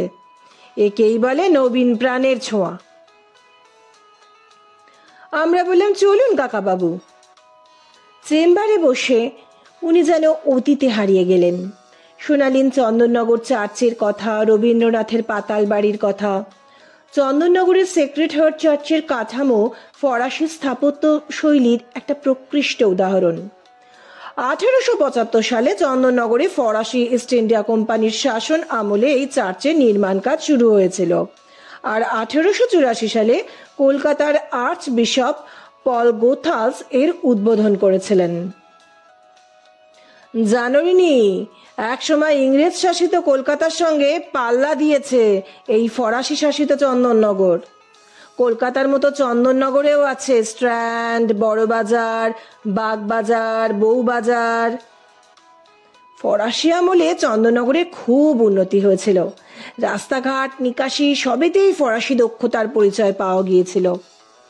তাঁত বস্ত্র কেন্দ্র হিসেবেও কিন্তু চন্দননগরের নাম ডাকছিল। আর ফরাসি উপনিবেশ হওয়ায় স্বাধীনতা সংগ্রামের সময় বিপ্লবীরা এখানে আশ্রয় নিতেন। আলিপুর বোমার মামলায় অভিযুক্ত হয়ে অরবিন্দ ঘোষ ও অন্যান্য বিপ্লবী এখানেই আশ্রয় নেন। চট্টগ্রাম অস্ত্রাগার লুণ্ঠনের কর্মীরা বিপ্লবী গণেশ ঘোষ, অনন্ত সিংহ, শহীদ জীবন ঘোষালরাও এখানে আত্মগোপন করেছিলেন একসময়। ফরাসি উপনিবেশ তাই ব্রিটিশ পুলিশকে অনুমতি নিয়ে এখানে ঢুকতে হতো। সেই সুযোগে বিপ্লবীরা পালিয়ে যেতেন। শহীদ কানাইলাল দত্তের শৈশব কেটেছে এই শহরে। চন্দননগরের যে কানাইলাল স্কুল, এটি এই কানাইলালের নামাঙ্কিতই। বিপ্লবী রাসবিহারী বসুর পৈতৃক ভিটে এই শহরের ফটকগোড়া এলাকায়। হুগলির চন্দননগরকে ইতিহাসবিদরা বিপ্লব তীর্থ বলেন। বিশ্বকবি রবীন্দ্রনাথ ঠাকুর একাধিকবার এই শহরে এসে থেকেছেন। তাঁর স্মৃতি বিজড়িত পাতাল বাড়ি স্ট্র্যান্ডের দক্ষিণ প্রান্তে অবস্থিত। ওই পাতাল বাড়িতে ঈশ্বরচন্দ্র বিদ্যাসাগরও কিন্তু থেকে গিয়েছেন। গঙ্গার গা ঘেঁষে হলুদ বাড়ি, বাড়ির পাশে শ্বেত পাথরের স্মৃতিফলক, আর তাতেই লেখা পাতাল বাড়ি। পিটুনিয়া, ছাতিম, টগর, অশ্বত্থ দিয়ে বাগান ঘেরা বাড়ি। ছিমছাম সাদামাটা দোতলা বাড়ি। বাগানের পিছনের দিকে সিঁড়ি দিয়ে নিচে নেমে গেলেই দেখা যাবে পাতাল ঘর। বাড়ির অদ্ভুত স্থাপত্য শৈলীর জন্যই এমন নাম। একটা পুরো তলা মাটির নিচে, গঙ্গার বুক ছুঁয়ে দাঁড়িয়ে রয়েছে। মাটির তলায় পরপর ঘর, রান্নাঘর, কেমন যেন রহস্য মাখা। কত না জানা ইতিহাসের সাক্ষী এই পাতাল ঘর। কেউ কেউ বলেন এই পাতাল ঘর নাকি একসময় আত্মগোপনের নিশ্চিন্ত আশ্রয় ছিল বিপ্লবীদের। এই বাড়িতেই রবীন্দ্রনাথ বউ ঠাকুরানীর হাট লেখা শুরু করেছিলেন। এখানে তিনি অনেক কবিতা, গান, প্রবন্ধ রচনা করেছিলেন। কাকাবাবু থামলেন। নিজের শহরের স্মৃতিচারণ থেকে ফিরে এলেন বাস্তবে। অবাক হতে হয়, কি ডিসেন্ট। আমরা যে ওনার একটা এত বড় সমস্যার সমাধান করতে এসেছি তা যেন ওনার মনেই নেই। যেন আমরা সত্যিই ওনার বন্ধুর মেয়ে ওনার বাড়ি বেড়াতে এসেছি। ওঠার আগে দিদি বলল, কাকাবাবু, আপনার জুনিয়রদের আজ সন্ধ্যেবেলা কোনো অজুহাতে একটু ডাকা যাবে? আলাপ করতাম আর কি। হ্যাঁ হ্যাঁ, ওরা খুশি হবে। বলবো আমার শরীরটা ভালো নেই, ওরা এলে গল্প করে সময় কাটালে মনটা ভালো হবে। কাকাবাবুর সাথে কথা শেষ করে বেরিয়ে পড়লাম। একটু বেলাই হয়ে গেল বেরোতে, প্রায় 12টার কাছাকাছি। রাস্তায় বেরিয়ে বললাম, দিদি কোথায় যাচ্ছি আমরা? চল একটু ঘোরাঘুরি করি। তুমি রাস্তা চেনো এদিকের? আরে গুগল মামা আছে কি করতে, চল। রাস্তায় বেরিয়ে একটু এগিয়ে দিদি রাজুর ক্লাবের খোঁজ করলো। পথ নির্দেশ নিয়ে এগোলাম ক্লাবের দিকে। হাঁটতে হাঁটতে জিজ্ঞেস করলাম, এই সময় ক্লাব খোলা থাকবে গো? দেখি না, রাজু তো বলছিল নাটক মঞ্চস্থ হবার দিন এগিয়ে এসেছে, রিহার্সাল চলতেও পারে। রাজু তো বেরিয়ে গেল আমাদের অনেক আগে। নির্দিষ্ট ক্লাব ঘরের কাছে এসে দেখা গেল নাটকের মহড়া চলছে। আমরা ক্লাবের বাইরে দাঁড়িয়ে দেখতে লাগলাম। আমার একটু কেমন লাগছিল, কেমন অযাচিতভাবে বাইরে দাঁড়িয়ে ক্লাবের ভেতরে নাটকের মহড়া দেখছি। বাইরে থেকে ভেতরে অবশ্য রাজুকে দেখতে পেলাম না। অবশ্য বাইরে থেকে ভেতরে সম্পূর্ণ দেখাও যাচ্ছে না। হঠাৎই ক্লাবের ভেতর থেকে একটি ছেলে বেরিয়ে এলো। কাউকে খুঁজছেন দিদি? হ্যাঁ গো, রাজু এসেছে এখানে, বাড়িতে তো নেই, বাড়ি থেকে বললো এখানে আছে। হ্যাঁ এই তো ছিল, একটু দরকারে বেরিয়েছে। আপনাদের খুব দরকার? রাজু রাজু আমার মাস্তুতো ভাই হয়, অনেকদিন দেখিনি, এদিকে এসেছিলাম, ভাবলাম দেখা করে যাই।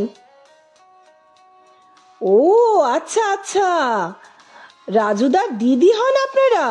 কোথায় যে বসতে দিই আপনাদের। আরে না না, আমরা বাড়িতে গিয়ে অপেক্ষা করছি না হয়। রাজুর আসতে বুঝে দেরি হবে? বলতে পারছি না দিদি, কদিন পরেই তো নাটক মঞ্চস্থ হবে, তারই বিভিন্ন প্রয়োজনীয় ব্যবস্থা করতে গেছে বোধহয়। আমাদের তো রাজুদা এসব নিয়ে ভাবতেই দেয় না, বলে মন দিয়ে অভিনয় কর, বাকি ঝামেলা আমি সামলে নেব। সত্যিকারের নাটক প্রিয় মানুষ, নিজে তো দারুণ অভিনয় করে, আর যা মিমিক্রি করে না, শুনলে অবাক হয়ে যাবেন। উমা, রাজুর এত গুণ! জানতাম না তো। তা তোমরা কি নাটক মঞ্চস্থ করছো গো? দিদি, নাটকের নাম ন্যায়ের দণ্ড। এটা রাজুদারই লেখা। জানেন, রাজুদা একটা শক্তপোক্ত নাটকের দল করতে চায়, তা সে কি আর মুখের কথা? বলে কোনো রকম এধার ওধার থেকে ম্যানেজ করে নয়, নাটকের জন্য ডেডিকেটেড পার্সনস চাই, বুঝলি, যাতে আমাদের নাটক দেখে বড় বড় জায়গা থেকে আমাদের ডাক আসে। কিন্তু সে তো অনেক খরচের ব্যাপার। রাজুদা চড়া সুদে অনেক টাকা ধারও করে ফেলেছে নাটকের দল গড়বে বলে। নাটকের দল হবে, বড় জায়গা থেকে ডাক পাবো ভালো টাকার বিনিময়ে, তবে রাজুদার টাকাগুলো শোধ হবে। কি যে পরিশ্রম করছে! তাই নাকি? রাজু টাকাও ধার করেছে? আচ্ছা, আমরা কামাখ্যা জেঠুর বাড়িতে গিয়ে অপেক্ষা করছি, ওকে কিছু বলতে হবে না, ও ধীরে সুস্থে কাজ মিটিয়ে আসুক। চলি ভাই। দিদি, কটা দিন থেকে যান, আমাদের নাটক দেখে যাবেন। আচ্ছা, দেখছি ভাই, যদি থেকে যেতে পারি। আমরা বিদায় নিলাম। দিদি, এবার কোথায় যাব? প্রায় 1টা বাজে, চল মুখার্জি ভিলাতে ফিরে যাই, খাওয়া দাওয়ার পর আবার বেরোবো। রাস্তা দিয়ে হাঁটতে হাঁটতে জিজ্ঞেস করলাম, রাজুর ব্যাপারে তোমার কি মনে হলো? দেখ, রাজু নাটকের পাকাপোক্ত দল তৈরি করবে বলে সুদে অনেক টাকা ধার নিয়েছে বলল, কিন্তু কাকাবাবু বললেন ওর সোর্স অফ ইনকাম সেরকম কিছুই নেই। তাহলে ও সুদই বা দেবে কি করে, আর আসলই বা শোধ করবে কি করে? এই বিষয়টা আমাকে ভাবাচ্ছে। আমিও ভাবলাম, সত্যি তো।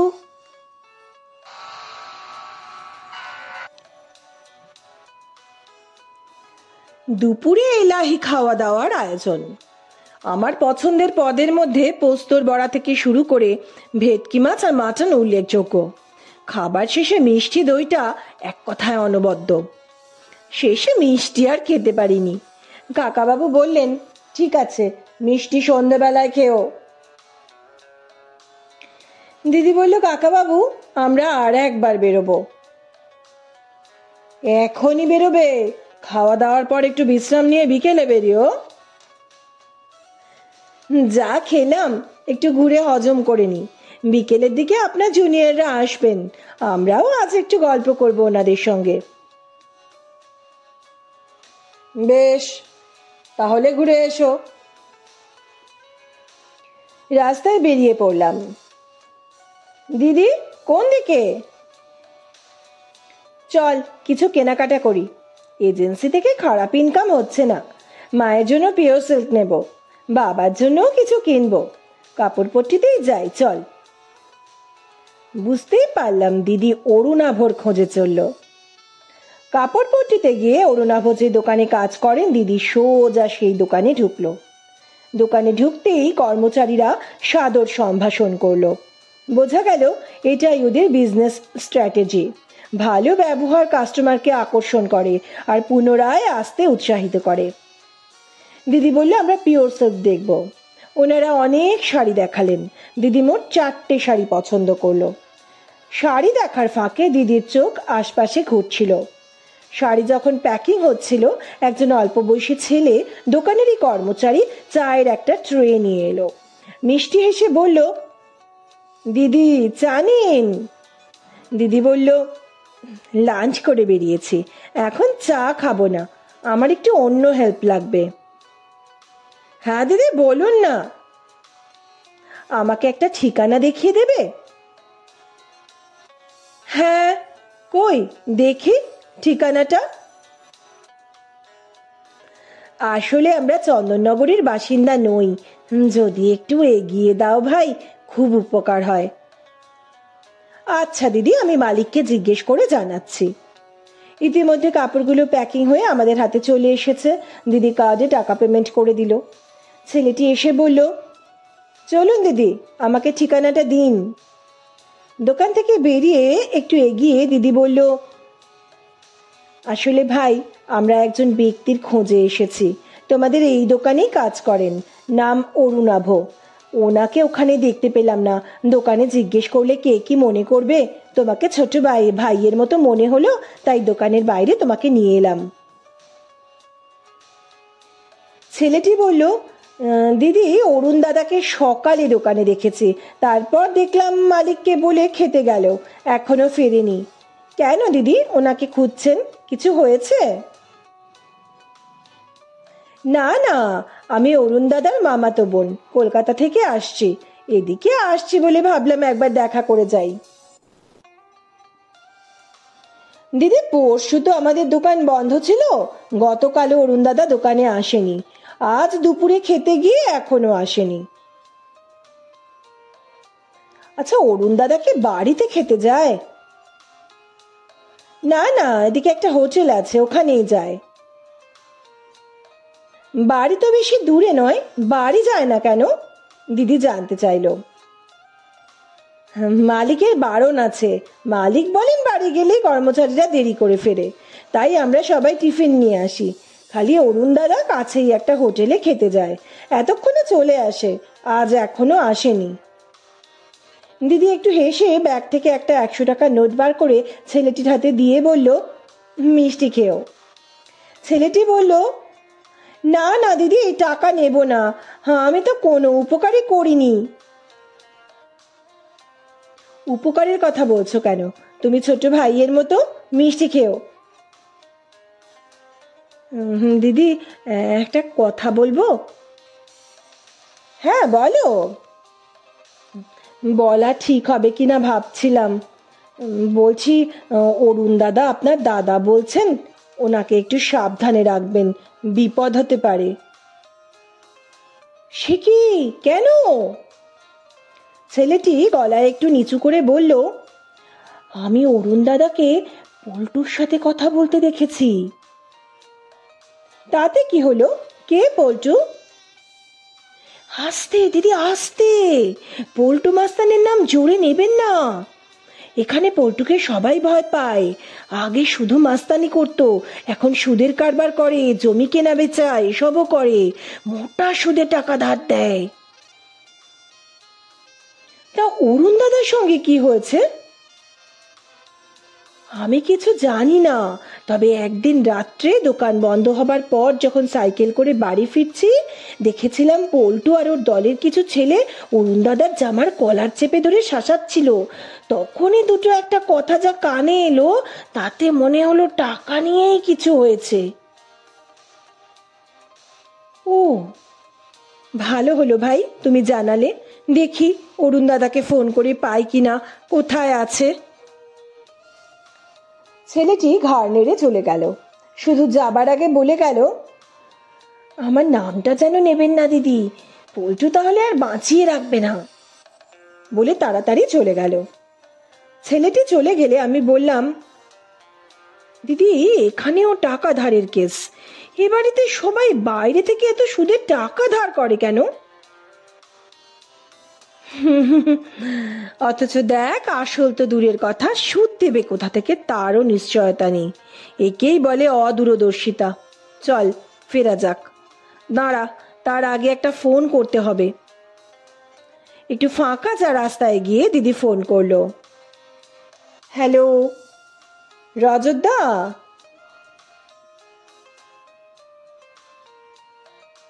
মুখার্জি ভিলাতে ফিরে একটু বিশ্রাম নিয়ে নিলাম। সন্ধেবেলায় ঠাকুর ঘর থেকে শোনা গেল শঙ্খধ্বনি। বাতাসে মিশতে লাগলো ধূপ ধুনোর গন্ধ। একটু পরে আমাদের ডাক পড়লো চায়ের টেবিলে, সঙ্গে নারকোল, বাদাম আর ঘি দিয়ে মাখা চিঁড়ে ভাজা। আমি আর দিদি চিঁড়ে ভাজা খেলাম না, এখনো খিদে পায়নি। কাকাবাবু বললেন, আরে খাও খাও, এখনই তো খাবে। আমরা হাসলাম। কাকাবাবু বললেন, অমিতাভ আর নীলেশ মানে আমার জুনিয়র দুজন একটু পরেই আসবে। তোমরা আছো তো, নাকি কোথাও বেরোবে? না না, আমরা বাড়িতেই আছি। আপনার অনুমতি পেলে আমরাও যোগদান করব। হ্যাঁ, তোমাদের সঙ্গে আলাপ করিয়ে দেব। আধ ঘন্টা পর অমিতাভ আর নীলেশ এলেন। সবাই কাকাবাবু নিজস্ব চেম্বারে বসলাম। কাকাবাবু পরিচয় করিয়ে দিলেন। রিয়া আমার বন্ধুর মেয়ে, আর রিনি ওর বন্ধু। আমার শরীর খারাপের খবর পেয়ে এসেছে। ওদের পেয়ে শরীর মন দুটোই চাঙ্গা লাগছে। অমিতাভ বললেন, স্যার, তাহলে আজ আর আমাদের কেস ডিসকাশন নয়। আপনার কর্মজীবনের কিছু অভিজ্ঞতা যা আপনার মনে দাগ কেটেছে সেগুলো শেয়ার করুন, অবশ্য যদি আপনার শরীরে অসুবিধা না হয়। কাকাবাবু সানন্দে রাজি হয়ে গেলেন। বেশ কিছু কেসের কথা বললেন, যেগুলোতে উনি ক্লায়েন্টের একরকম হাতছাড়া হয়ে যাওয়া বড় সম্পত্তি কেস লড়ে উদ্ধার করেছেন। মাঝে শ্রীকান্ত চা আর কিছু সল্টেড ক্যাশও নিয়ে এলো। আমরা শুধু চা নিলাম, অমিতাভ তাও নিলেন না, রসিয়ে রসিয়ে পান চিবোচ্ছেন। কাকাবাবুর অভিজ্ঞতার কথা উপভোগ করছেন, হয়তো মনে মনে প্রয়োজনীয় টিপসও সংগ্রহ করছেন। আমাদের কথাবার্তার মাঝখানে বাড়ির সামনে একটা বড় গাড়ি থামার আওয়াজ পাওয়া গেল। কাকাবাবু বললেন, শ্রীকান্ত, দেখ তো কে এলো। শ্রীকান্ত ছুটে এসে বলল, বাবু মশাই, পুলিশের গাড়ি, সঙ্গে অ্যাম্বুলেন্স। পুলিশ কেন বলে জিজ্ঞাসু চোখে দিদির দিকে তাকালেন। দিদি বলল, চলুন দেখি তো কি হয়েছে। চেম্বার থেকে বেরিয়ে দেখা গেল অরুণাভকে স্ট্রেচারে করে অ্যাম্বুলেন্স থেকে নামানো হলো। জয়িতা চিৎকার করে কেঁদে উঠে ছুটে গেল। অরুণাভকে নিচের একটা ঘরে বিছানায় শোয়ানো হলো। এবার পুলিশ ভ্যান থেকে কিছু পুলিশ নেমে এলেন। একজন পুলিশ ইন্সপেক্টর এগিয়ে এসে কাকাবাবুকে বললেন, আমি লোকাল থানার ওসি চন্দন পাল, আপনার সঙ্গে কথা আছে। কাকাবাবু বললেন, আসুন সবাই, আমার চেম্বারে বসা যাক। ওসি চন্দন পাল বললেন, স্যার, আপনাকে এখানে সবাই চেনে, আমিও আপনার নামের সঙ্গে পরিচিত। যাই হোক, আজ দুপুরে আমার কাছে একটি ফোন আসে আমাদের ডিপার্টমেন্টেরই একজন অফিসারের কাছ থেকে। তার কথা মতো আমরা পল্টু মাস্তানের ডেরায় হানা দিই। ঈশ্বর করুণাময়, সময় মতো পৌঁছেছি, না হলে হয়তো আপনার জামাইকে বাঁচাতে পারতাম না। তাকে প্রচন্ড টর্চার করছিল পল্টুর দলের ছেলেরা। সম্ভবত কোনো কথা জানার জন্য আপনার জামাই মার খেয়ে সেন্সলেস হয়ে গিয়েছিল, তাই তাকে প্রথমে হসপিটালে ভর্তি করে যথাযথ চিকিৎসার পর নিয়ে এসেছি। হাসপাতাল থেকে বলেছে ভয়ের কিছু নেই, যা ইনজুরি আছে সুস্থ হতে একটু সময় লাগবে। পল্টুদের দলটাকে গ্রেপ্তার করা হয়েছে। আমরা এখন আসি, দরকার হলে জানাবেন। ওদিকের কি খবর দেখি, কাল সকালে আসবো আপনার জামাইকে জিজ্ঞাসাবাদ করতে। আজকে রাতটা রেস্ট নিক। ওসি চন্দন পাল ও অন্য পুলিশরা চলে গেলেন। অরুণাভকে নামিয়ে দিয়ে অ্যাম্বুলেন্সও চলে গেছে। আমরা সবাই সেই ঘরে গেলাম যে ঘরে অরুণাভকে শোয়ানো হয়েছে। ওটা সম্ভবত গেস্ট রুম। কাকাবাবু বললেন, কি হয়েছে বলো তো অরুণাভ? পল্টু তো এখানকার নাম করা মাস্তান, সে হঠাৎ তোমাকে তুলে নিয়ে গিয়ে মারলো কেন? আর নিয়ে গেলই বা কখন? তুমি তো দোকানে গিয়েছিলে, আর পুলিশ ডিপার্টমেন্ট জানলই বা কি করে তোমার কিডন্যাপ হবার কথা? অরুণাভ চুপ করেই রইলেন। কাকাবাবু বললেন, চুপ করে থেকো না অরুণাভ, সত্য গোপন করলে তোমারই বিপদ। অরুণাভ বললেন, আমি কিছু জানি না কাকাবাবু, কেন পল্টু আমায় কিডন্যাপ করলো? এবার দিদি বলে উঠল, পল্টুর সব টাকা আপনি শোধ করে দিয়েছেন অরুণাভ? অরুণাভর মুখটা দেখার মতো হলো। চমকে ফিরে তাকালো দিদির দিকে। পর মুহূর্তেই যন্ত্রণায় মুখটা বিকৃত করে বললেন, আপনি কি করে জানলেন? কাকাবাবু হুঙ্কার দিয়ে উঠলেন, একটা অ্যান্টি সোশ্যালের থেকে টাকা ধার? আমি কি মরে গেছি? ছি ছি ছি, আমাদের পূর্বপুরুষের গড়ে তোলা এত বছরের সুনাম সব ধুলোয় মিশিয়ে দিলে? টাকার দরকার আমাকে বলতে পারোনি? দিদি বলল, কাকাবাবু আপনি শান্ত হন, আমি কথা বলছি, আপনার ব্লাড প্রেশার হাই আছে। তারপর অরুণাভর দিকে ঘুরে দিদি বলল, হিরেটা কি করলেন? পল্টুকে দিলেন না কেন? দিলে তো এত টর্চার হতে হতো না। কাকাবাবুর চোখ বিস্ফারিত। কি? আমি দুধ কলা দিয়ে কাল সব পুষেছি? দিদি আবার বলল, আপনি শান্ত হন, আমি জেনে নিচ্ছি। হ্যাঁ অরুণাভ বলুন, হিরেটা অন্য কাউকে বেচলেন নাকি? বেশি টাকা পাচ্ছিলেন? এবার অরুণাভ স্পষ্টতই ভেঙে পড়লেন। কাঁদতে কাঁদতে বললেন, বিশ্বাস করুন, হিরে আমার কাছে নেই। এ কথা ঠিক, গোপালের গলা থেকে হিরে সমেত হার আমিই খুলেছি, কিন্তু ওটা নিতে আমার প্রাণ চায়নি। আমি সুদের টাকা দিতে পারছিলাম না। আসল তো দূরের কথা, মামাবাবুদের ওই হীরের কথা অনেকেই জানে।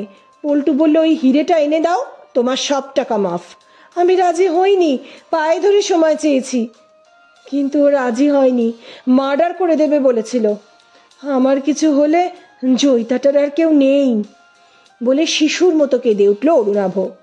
তারপর একটু স্বাভাবিক হয়ে বলল, ওদের কথা মতো গোপালের হাতটার একটা ছবি তুলে দিই, ওরা একই রকম ডিজাইনের একটা ইমিটেশনের হার আমায় এনে দেয়, ওই রকম দেখতে হীরের লকেট বসানো। আমাকে বলে পাল্টে দিতে, ওটা যে নকল বুঝতেই সময় লেগে যাবে, আমাকে ওরা এই রকমই বুঝিয়েছিল। কিন্তু গোপালের গলা থেকে হারটা নিয়ে যখন পাল্টাচ্ছি, তখন মনে হলো গোপাল কোথায়? এই তো আমার সেই অকালে চলে যাওয়া ছেলেটার মুখ। এক গাল হাসছে, যেন বলতে চাইছে, আমার হীরের লকেট বসানো হারটা খুলে নকল পরাচ্ছ, দাঁড়াও মাকে বলে দেব। আমার হাত যেন আটকে গেল। তাও মন শক্ত করে নকল হারটা পরিয়ে যখন পেছন ফিরে বেরোতে যাব ঠাকুর ঘর থেকে, তখন মনে হলো পেছন থেকে আমার সেই সদ্য বুলি ফোটা ছেলে বা বা বা বা বলে ডাকছে। মন আর মানল না। ওই কয়েক সেকেন্ডের মধ্যে স্থির করে নিলাম, যা হয় হবে, এ কাজ আমি করতে পারবো না। আবার গোপালের গলায় আসল হার পরানোর জন্য যখন ঘুরতে যাব, তখনই সিঁড়িতে পায়ের আওয়াজ পেলাম। আসল হারটা নিয়ে যেতে মন চাইল না। ঠাকুর ঘরে কাবার্ড খুলে ভেতরের দিকে ঠাকুরের জামা কাপড়ের মধ্যে গুঁজে দিয়ে তাড়াতাড়ি ঠাকুর ঘর থেকে বেরিয়ে জলের ট্যাঙ্কের আড়ালে লুকালাম। ভাবলাম সুযোগ বুঝে ঠাকুর ঘরে ঢুকে আসল হারটা পরিয়ে দেব। সে সুযোগ আর হলো না। সবাই চুপ করে অবাক হয়ে শুনছিলাম। দিদি বলল, দেখুন তো, এটা কি আপনার পানের কৌটো? দিদি ছোট্ট স্টিলের পান রাখার কৌটো দেখালো। হ্যাঁ এটা আমার, অরুণাভ বললেন। গতকাল থেকেই পাচ্ছি না। কোথায় পেলেন? 3 তলায় ছাদে জলের ট্যাঙ্কের কাছে যেখানে ফুল গাছ আছে সেই গাছের টবে। হয়তো তাড়াতাড়িতে আপনার পকেট থেকে পড়েছে, টবের মাটিতে পড়েছে বলে আপনি শব্দ পাননি। এই পানের ডিবের জন্যই আমি অমিতাভ বাবুকেও সন্দেহ করে বসেছিলাম, কিন্তু একটা আন্দাজে তীর মেরে দেখলাম, লেগে গেল। আর আপনার মামা বাবু ঠাকুর শয়ান দিতে গিয়ে দোতলা থেকে জয়িতার ডাক শুনতে পান। তার পিছনে রহস্যটা কি? ওটাও আমার কাজ। জয়িতা কিছুই জানে না। 2 দিন আগে একটু রাতের দিকে শুয়ে পড়ার পর আমি জয়িতাকে বললাম, আমার শরীরটা খুব খারাপ লাগছে, মামা বাবুকে ডাকো।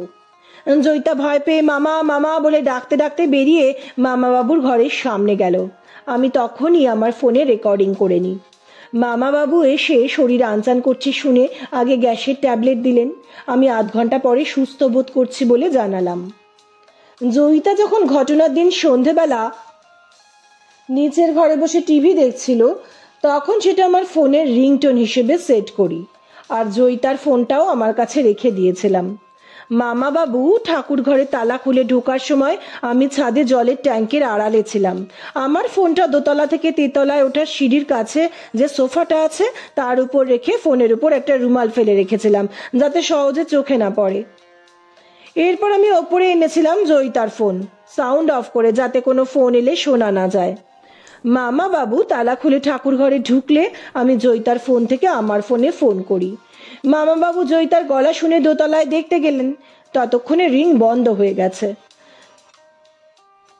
উনি জয়িতাকে ডেকে জিজ্ঞেস করছেন, ততক্ষণে আমি দ্রুত কাজ করছি। ইতিমধ্যে শ্রীকান্ত তিনতলায় ঠাকুরের ধূপ বাতাসা ইত্যাদি আনুষঙ্গিক জিনিসপত্র নিয়ে এলো। আমি হাতটা কাবাডে রেখে জলের ট্যাঙ্কের পেছনে লুকাই। ও, তাহলে এই ব্যাপার, দিদি বলল। আমি ভাবছিলাম রাজু জড়িত কিনা, ভাবছিলাম দুজনে মিলে কাজটা করেছেন। দুজনেই তো চড়া সুদে মোটা টাকা ধার নিয়েছেন। আমি ভাবলাম ওই হিরে বেচে দুজনে টাকা শোধ করার কথা চিন্তা করেছেন। রাজু তো দারুণ মিমিক্রি করে, নিচে সবাই টিভি দেখতে ব্যস্ত। ভাবলাম রাজু হয়তো জয়িতার গলা নকল করে মামা বাবু বলে ডেকেছে।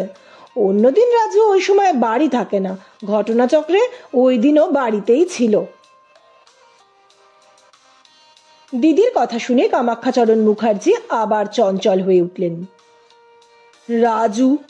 রাজুও টাকা ধার করেছে? কেন? দিদি বলল, ও একটা পেশাদার নাটকের দল গড়তে চায়, সেই জন্য। কেন, ক্লাবে নাটক করে হচ্ছে না? রাজু চাইছে এমন একটা দল গড়তে যে দলকে বিভিন্ন জায়গা থেকে ডাকবে। কাকাবাবু, এ এক আলাদা ভালোবাসা, আমরা বুঝবো না, যার আছে সে জানে, দিদি বলল। উফ, আমি যে এদের নিয়ে কি করব? তুমি টাকা ধার করেছিলে কেন তা তো বললে না।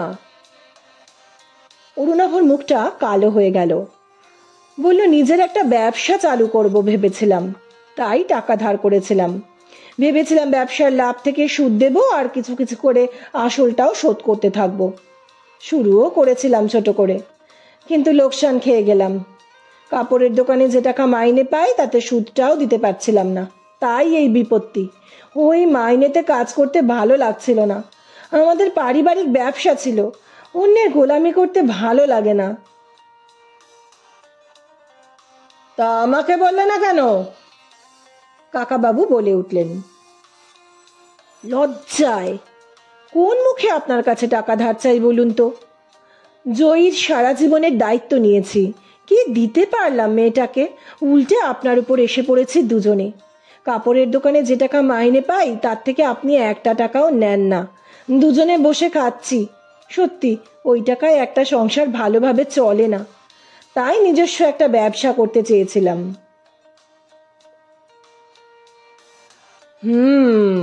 বুঝলাম। তো চলো রিয়া, রিনি, আমরা ঠাকুর ঘরের কাবার থেকে গোপালের হারটা নিয়ে গোপালের গলায় পরিয়ে দিই।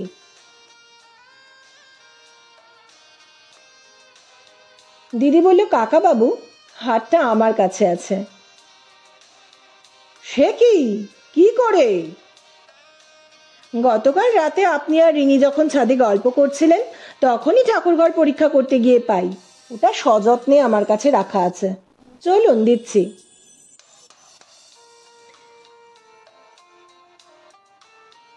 তিন্নি, রাজুকে ফোন কর, আমার ভালো লাগছে না, বাড়ি চলে আসতে বল। চণ্ডীকে ফোন করে বল রাজুকে যেন নিয়ে আসে। রাজুর সাইকেল ক্লাবে থাক, আমার বড় দুশ্চিন্তা হচ্ছে। কামাক্ষাচরণ মুখার্জি গোপালের ওই হার ঠাকুর ঘরেই রাখলেন। বললেন, কাল গোপালকে অন্নভোগ দেব, তার আগে স্নান করিয়ে ওই হার পরাবো। দিদি বলল, কাকাবাবু, একটা ছোট্ট কথা ছিল। বলো মা। একটা কেন, তুমি 10টা কথা বলো, আমি শুনবো। তুমি আমার গোপালের হিরে বসানো হার উদ্ধার করে দিলে। কাকাবাবু, কাল আপনি গোপালকে ওই হার পরান, কিন্তু আবার 2-1 দিনের ভেতর ওই হার ব্যাংকের লকারে রেখে দিন। বাড়ির সবাই স্বস্তিতে থাকবেন। ঠিক বলেছ রিয়া, তাই হবে।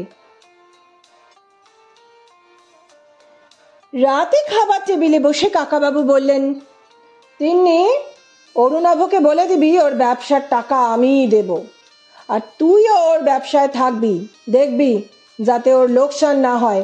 বুদ্ধি পরামর্শ দিবি, অসুবিধায় পড়লে আমাকে জানাবি। আমি এখনো বেঁচে আছি তো নাকি? মামা, তুমি? তিন্নি বলল। চুপ করো। আমি নিজে কম রোজগার করিনি, আমার টাকা আমি আমার জামাইকে দেব ব্যবসা করতে, কেউ কোনো কথা বলবে না। আর রাজু, তোমাকেও আমি নাটকের দল করতে টাকা দেব, একটা শর্তে। নাটকের মহড়া শুধু সন্ধেবেলা হবে, দিনের বেলা কাজকর্মের রাস্তা দেখো। যারা পেশাদার নাটকের দল করেন তাদের নিজস্ব কিছু আয় ইনকাম থাকে, খালি পেটে সংস্কৃতি চর্চা হয় না বাবা। টাকা যে ধার করেছো কি করে শোধ করবে ভেবেছিলে? রাজু মুখ নিচু করে ফেললো। কি হলো বলো? না মানে ভেবেছিলাম বাবা আমার আর বিজুর জন্য যা রেখে গেছেন তার থেকে আমার অংশটা আমি আপনার থেকে চেয়ে নেব। খবরদার, ওদিকে নজর দেবে না। বসে খেলে রাজার ধনও শেষ হয়ে যায়। নিজেদের রোজগারের ব্যবস্থা দেখো, বাবার সম্পত্তি ঠিক সময়ে পাবে। আর হ্যাঁ বিজু, তোমার জীবনও তো বাবা এভাবে কাটবে না, তুমি কি করবে? বিজু বলল, আমার একটা ফাস্ট ফুডের দোকান দেওয়ার খুব ইচ্ছে, ভয়ে বলতে পারিনি। বেশ, তাই দাও। শ্রীকান্ত তোমার সঙ্গে থাকবে। আমি ভালো জায়গা দেখে দোকান ঘর কিনে দেব, যাতে ভবিষ্যতে চাইলে বড় রেস্টুরেন্ট খুলতে পারো। ঠিক আছে, এখন সব শুয়ে পড়ো। তিন্নি, অরুণাভকে খাইয়ে ঠিক করে ওষুধ দিয়ে দিস, কাল সকালে দেখা হবে। দিদি বলল, কাকাবাবু আপনাদের 3 তলার ছাদ বন্ধ হয় কখন? কে করে? শ্রীকান্ত বন্ধ করে রাত 11টায়। কারণ কি, ইচ্ছে করলে যাতে যে কেউ ছাদে একটু হাঁটতে পারে। ঠিক আছে। পরের দিন সকালে উঠে আমরা আমাদের জিনিসপত্র গুছিয়ে নিলাম। চা খেয়ে রওনা দেব এমনই ইচ্ছে। কাকাবাবু বাধা দিলেন, বললেন, গোপালকে অন্নভোগ দেব, দুপুরে প্রসাদ খেয়ে তবে যাবে। আর চণ্ডী তোমাদের পৌঁছে দিয়ে আসবে। আর কোনো কথা কিন্তু আমি শুনবো না। আজ ঠাকুর ঘরে সকলেই উপস্থিত। কামাক্ষাচরণ মুখার্জি পরম ভক্তি ভরে গোপালের পুজো করলেন। গোপালের গলায় হিরে বসানো হাতটা পরানোর সময় তার 2 চোখ জলে ভরে এলো। সত্যি, গোপালের গলায় হিরে বসানো হাতটা পরানোর সময় বালগোপাল যেন হেসে উঠল। কি তার রূপ! আহা, হীরের দুটিতে চারদিক ঝলমল করে উঠল। দুপুরে ফ্রাইড রাইস, ছানার চপ, পনিরের তরকারি, ধোকার ডালনা, পায়েস, চাটনি, পাঁপড় ভাজা, দই মিষ্টি সহযোগে খাওয়াটা বেশি হয়ে গেল। ঠাকুরের ভোগ, তাই আজ নিরামিষ।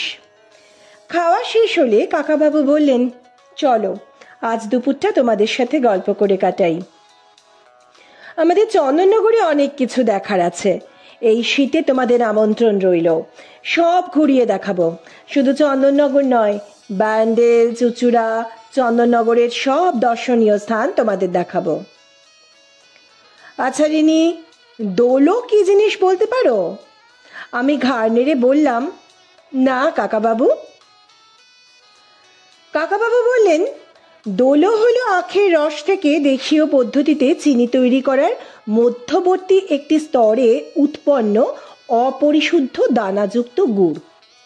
এই গুড় জাল দিতে দিতেই পরবর্তী পর্যায়ে গিয়ে চিনি তৈরি হয়। ওই অপরিশুদ্ধ দানাযুক্ত গুড়কেই দোলো বলে।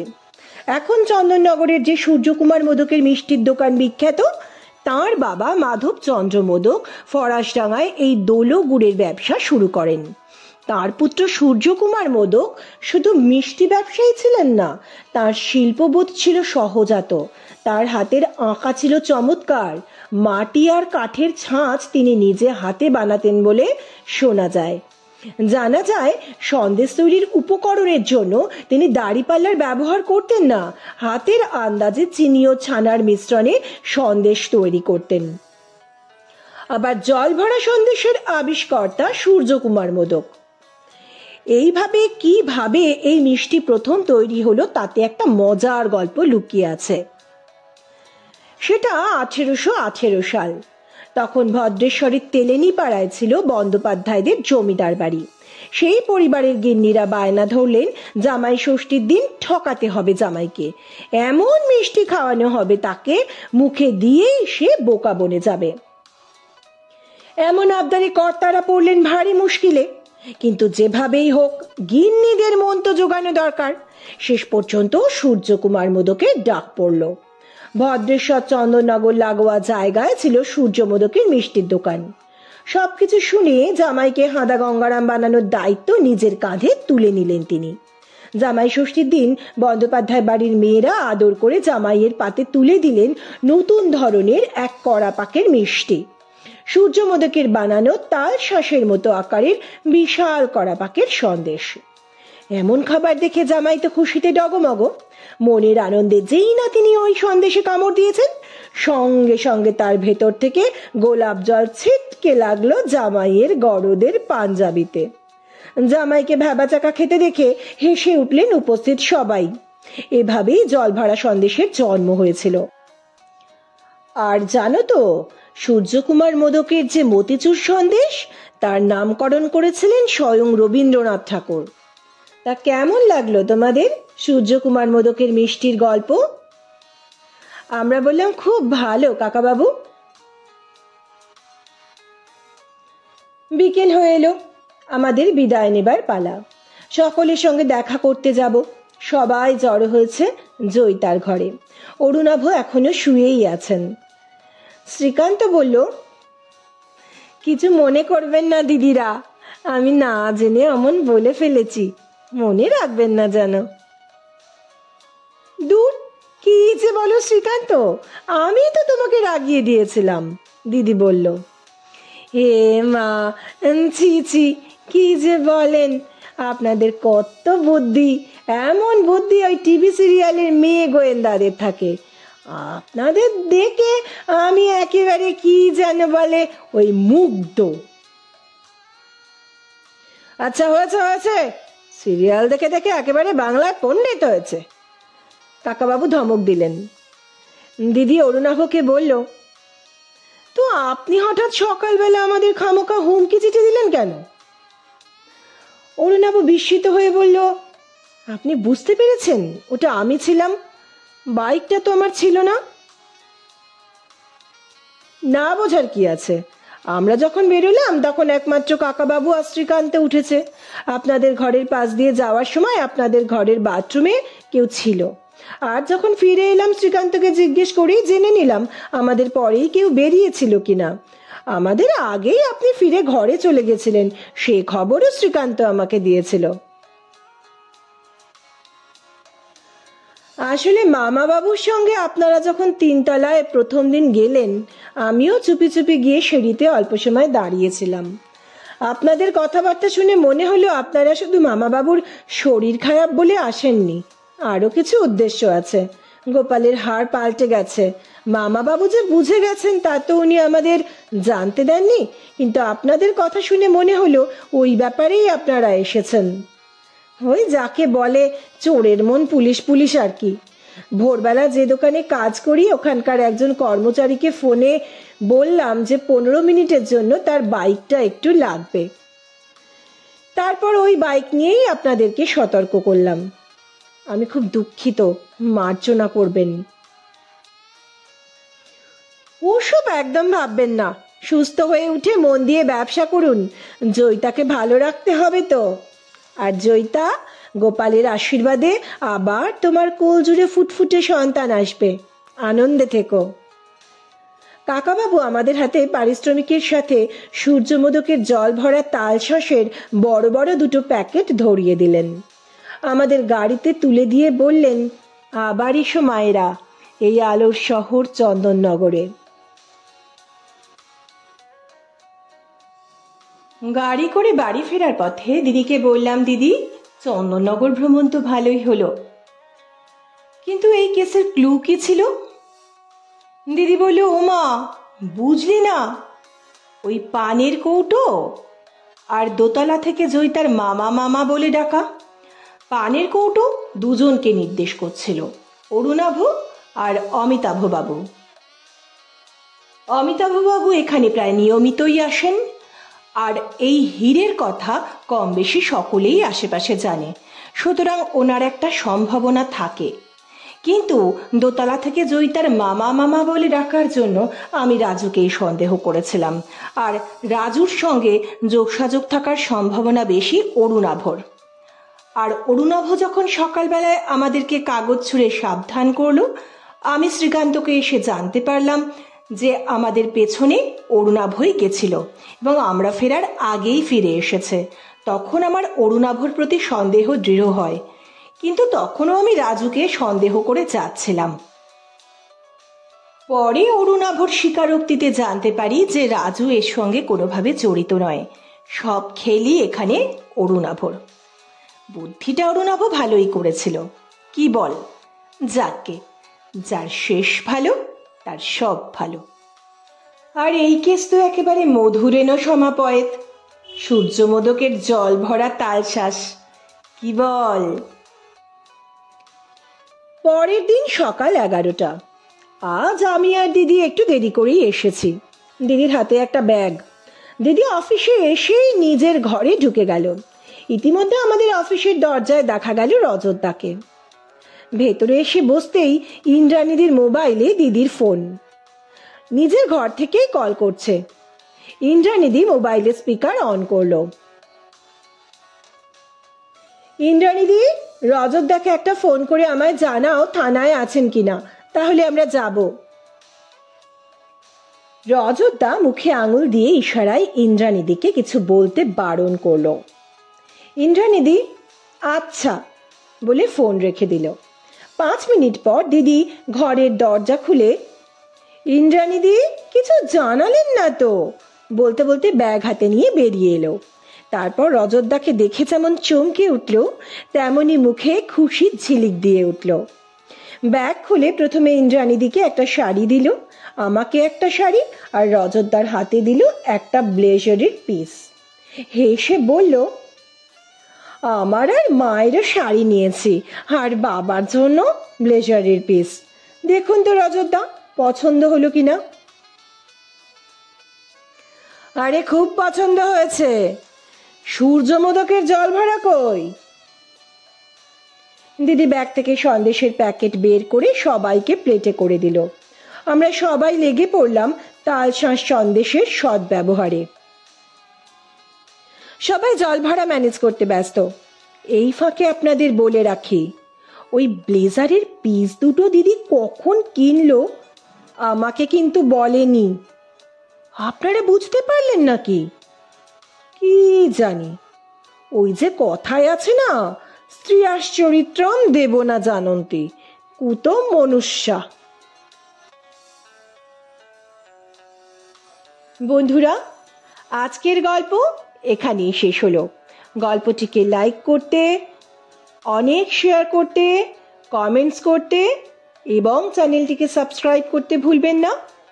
আর যারা ইতিমধ্যেই চ্যানেলটিকে সাবস্ক্রাইব করেছেন তাদেরকে আমার অনেক ধন্যবাদ। সুস্থ থাকবেন, ভালো থাকবেন। নমস্কার।